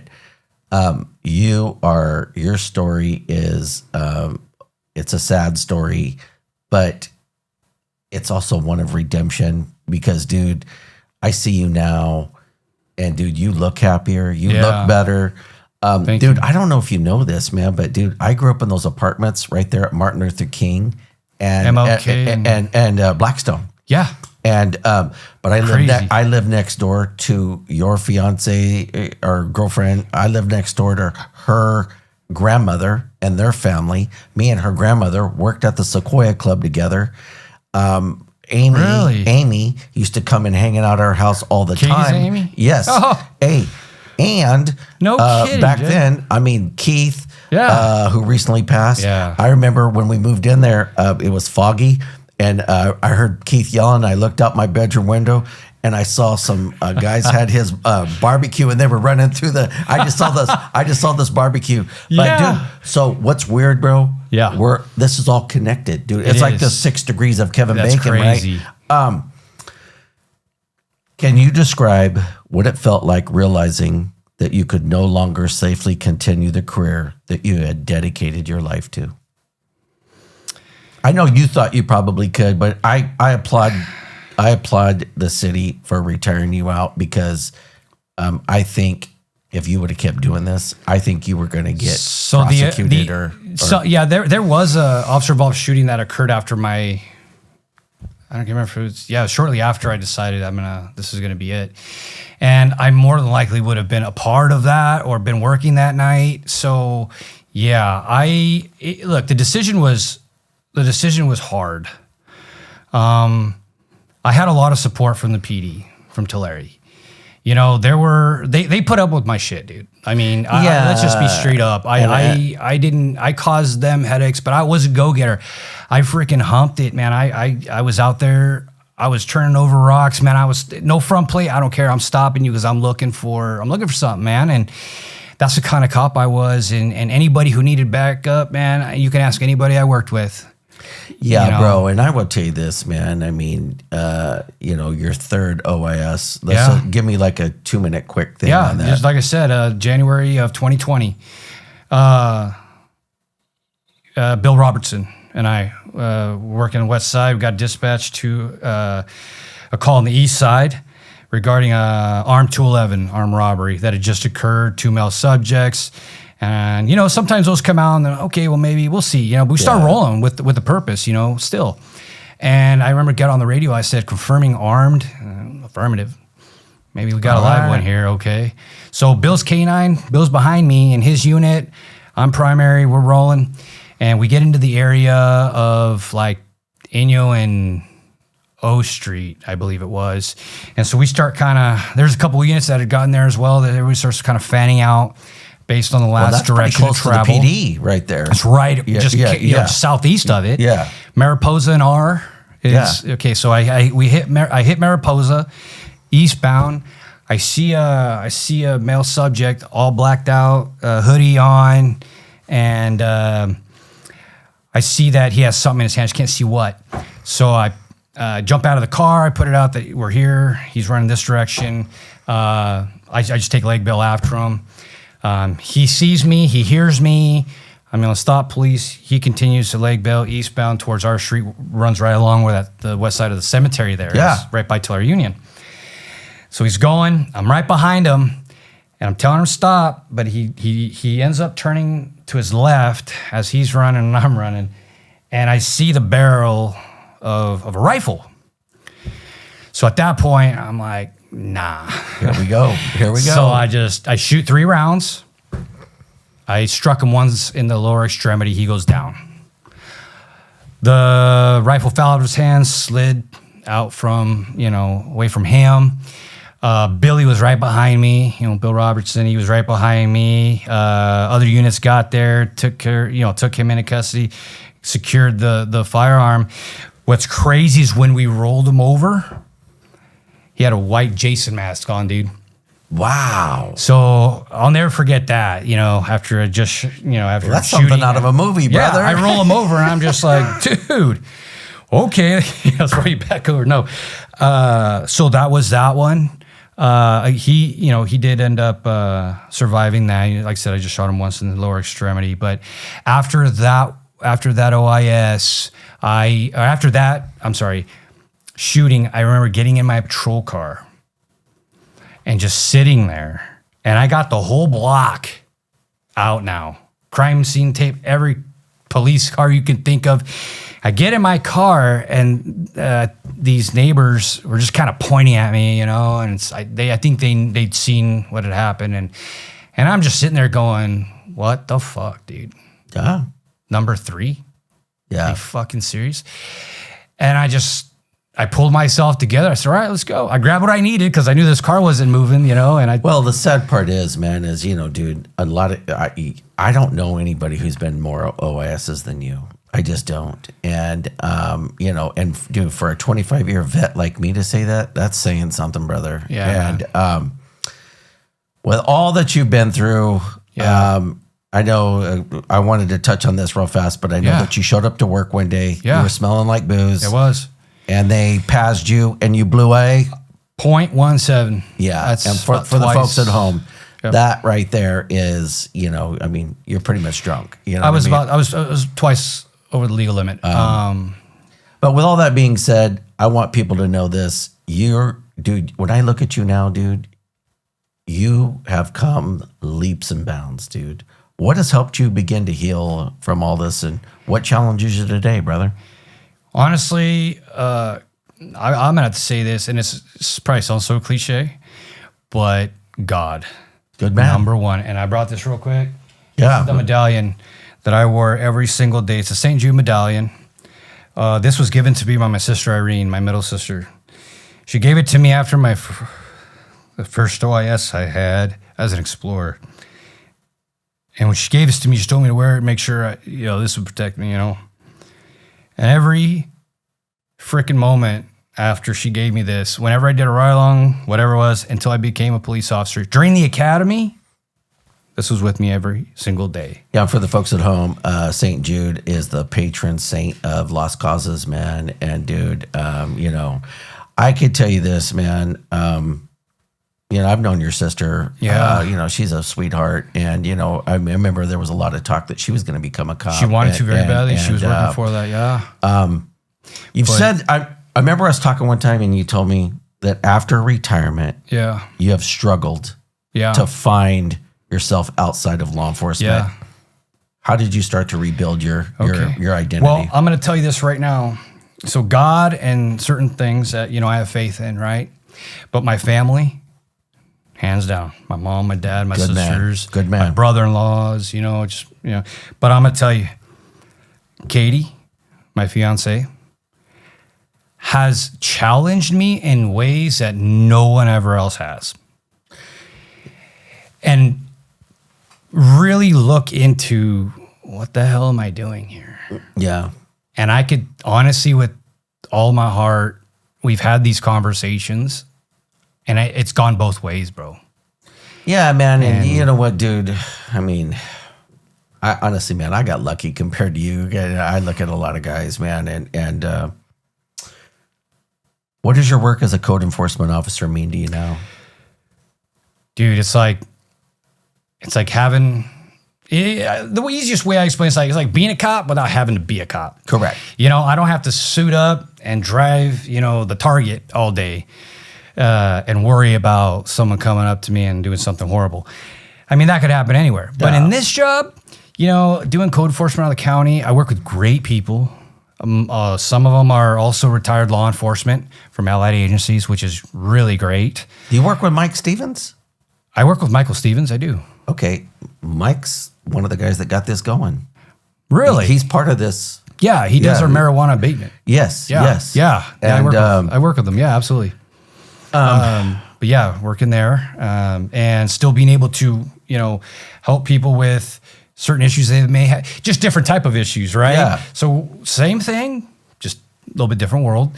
So I do get to do that with a lot more or less headache. Yeah. Yeah. How has your perspective on service changed since you've left the force? Well, Jay, let's just put it this way. I'm glad I was a cop when I was, and I'm glad I got out when I got out. Yeah. I like I said, I trained at the academy from 2009 till about 2 years ago when I officially retired from there. There are some things that I do like, I agree with, but there are a lot of things that are being taught in these academies and then out on the street when they're in FTO certain mentalities about how to handle policing that I do not agree with. Maybe it's the way I was trained. Well, no, you're right, man. It's a generational thing, brother. And right when I was getting out, I was feeling the same like you, man. Here's the problem. Warriors, right? We think a certain way. Yeah. And anything that contradicts that. Yeah. And I think body cams have been great, but I also think body cams have made cops not act when they should. And there's been people that I think have been injured and killed because of body cams. I completely agree with that. And, towards the end of my career, I did, we utilized the body cams, which were a big help for some things. But I can see where other officers have or potentially hesitated that could have 100% saved them their life. So yeah, I think the mentality is still good. The idea behind it is still great. Do I personally agree with some of the way I things that are being ran? No, not so much. But what do you miss most about police work, man? I miss being boots on the ground, bro. Dude. I miss being part of like the car chases and all the fights and all the meat and potato stuff. Obviously all the other political stuff. Yeah. I don't miss any of that, man. But dude, I miss it, bro. Dude, I miss I wish I didn't have to say that, but I know I do. I miss it, man. Yeah, no, dude. Would I go back? No. I've had my 17 plus years, whatever. But do I miss it to where? Yeah, absolutely. All the guys. I mean, even if I was having like a down day or I was tired that day, man. You know what motivated me that day? The guys in briefing. Speaking of one of the guys.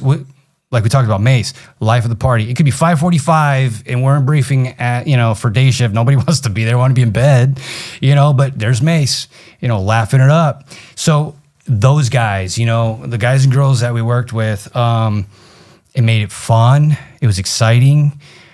The camaraderie was there. The support, I truly, I'm speaking for myself, I truly did feel the support from the Tulare PD. I will tell you this, brother, and this is going to be a bold statement, man. I've held a lot of titles since I retired, and I have not worked with the caliber of people that I've worked with in law enforcement.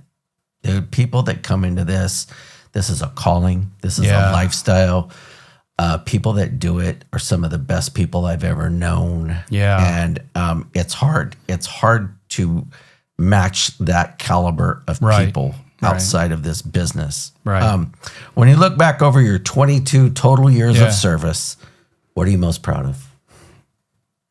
All of it. Yeah.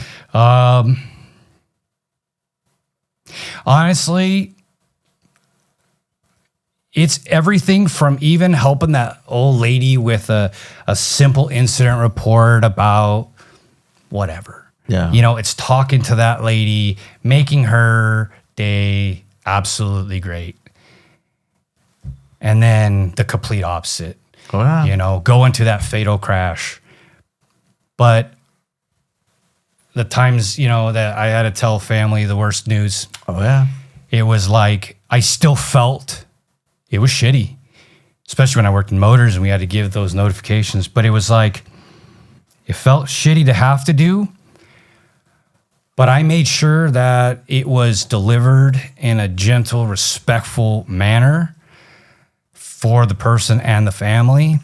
And that's what made me walk away feeling good. Yeah. Oh, yeah. So we do get to do a lot of good. We do a lot of great, but don't get me wrong. Even though you did great, you still think about it, you process it, you think about it, and it still affects you. But you are proud. Multiple, examples of that. And again, like you just stated, all that running and gunning and pursuits, and anybody who says that they didn't get in a job for this is lying. That's 100%. Let's just be honest with that. I always ask all my guests this. If you could speak to your 15-year-old self, that kid joining the CHP Explorers for the first time, what would you want him to know? I would want that Alex to know that it's going to be okay. You're going to go through some shit, man. Yeah. It's going to be a bumpy motherfucking ride. 100%, brother. But put that seatbelt on, because at the end of this ride, you're going to look back and you're going to be damn proud of the shit that you did for the better. Yeah. The lives you touched. And you know what motivates me the most too? My 2 sons. They're about almost 19 and almost 18. My fiance, Katie. And our little girl, her daughter, which I consider like mine. I noticed she's 2. Who's 10 now. Addie. Those right there, huge. Yeah. I would tell you this, brother. Me and all the guys at Vice AUPD, you know, that truly know you, we hold you in high regard. And I don't say that about many, but I know your story, dude. And like I said, man, dude, 3 OISs plus the one with Felix, dude. I mean, that's 4 plus getting shot at plus, I mean, just all the trauma that you experienced, dude. I mean, you are a true warrior, bro. I appreciate you, Jay. What do you want current and future officers to understand about trauma, mental health, or seeking help? Man, I know the stigma or the way we were trained was always like, hey, get over it, suck it up, let's go, move on. That's true to a certain extent. I mean, we have to do our job, right? You know, if this call was a shitty call, hey, let's go 10-8, on to the next one. Totally understandable. But what I would tell them and that old, you know, that 15-year-old Alex is that it's okay to talk. Yeah. That's our problem, dude, is we don't. Yes. You know, I would talk to the vodka bottle or the Jack Daniels bottle in my truck alone, drunker than fucking drunk, because I was too afraid to reach out and talk to people, anybody. Now, I did reach out at times, and this is very important for those listeners out there and for people to know, man. I did reach out to a few friends that have been friends 20 to 25 years. I have lost some of those because they got tired of my bullshit. They got tired of the phone call. I'm assuming they see Alex, they're like, forget it. That was me reaching out. Yeah, you might have heard the same story 5 or 10 or 20 times, but that was saving me from doing something stupid. I would tell you something, bro. The level of outpouring of love since I've started this thing. Yeah, man. Has hit me right where I live and breathe. I mean, dude, people have shown me so much love because of this, because, dude, we're saying stuff, we're talking about things that normally we don't. Yeah. I'm trying to show the human side of this job, and what there was a price that it took for, you know, and it took from all of us. Yeah. It really did. Yep. How do you define courage today compared to how you defined it at the start of your career? Dude, I think over time, my courage is built. Yeah.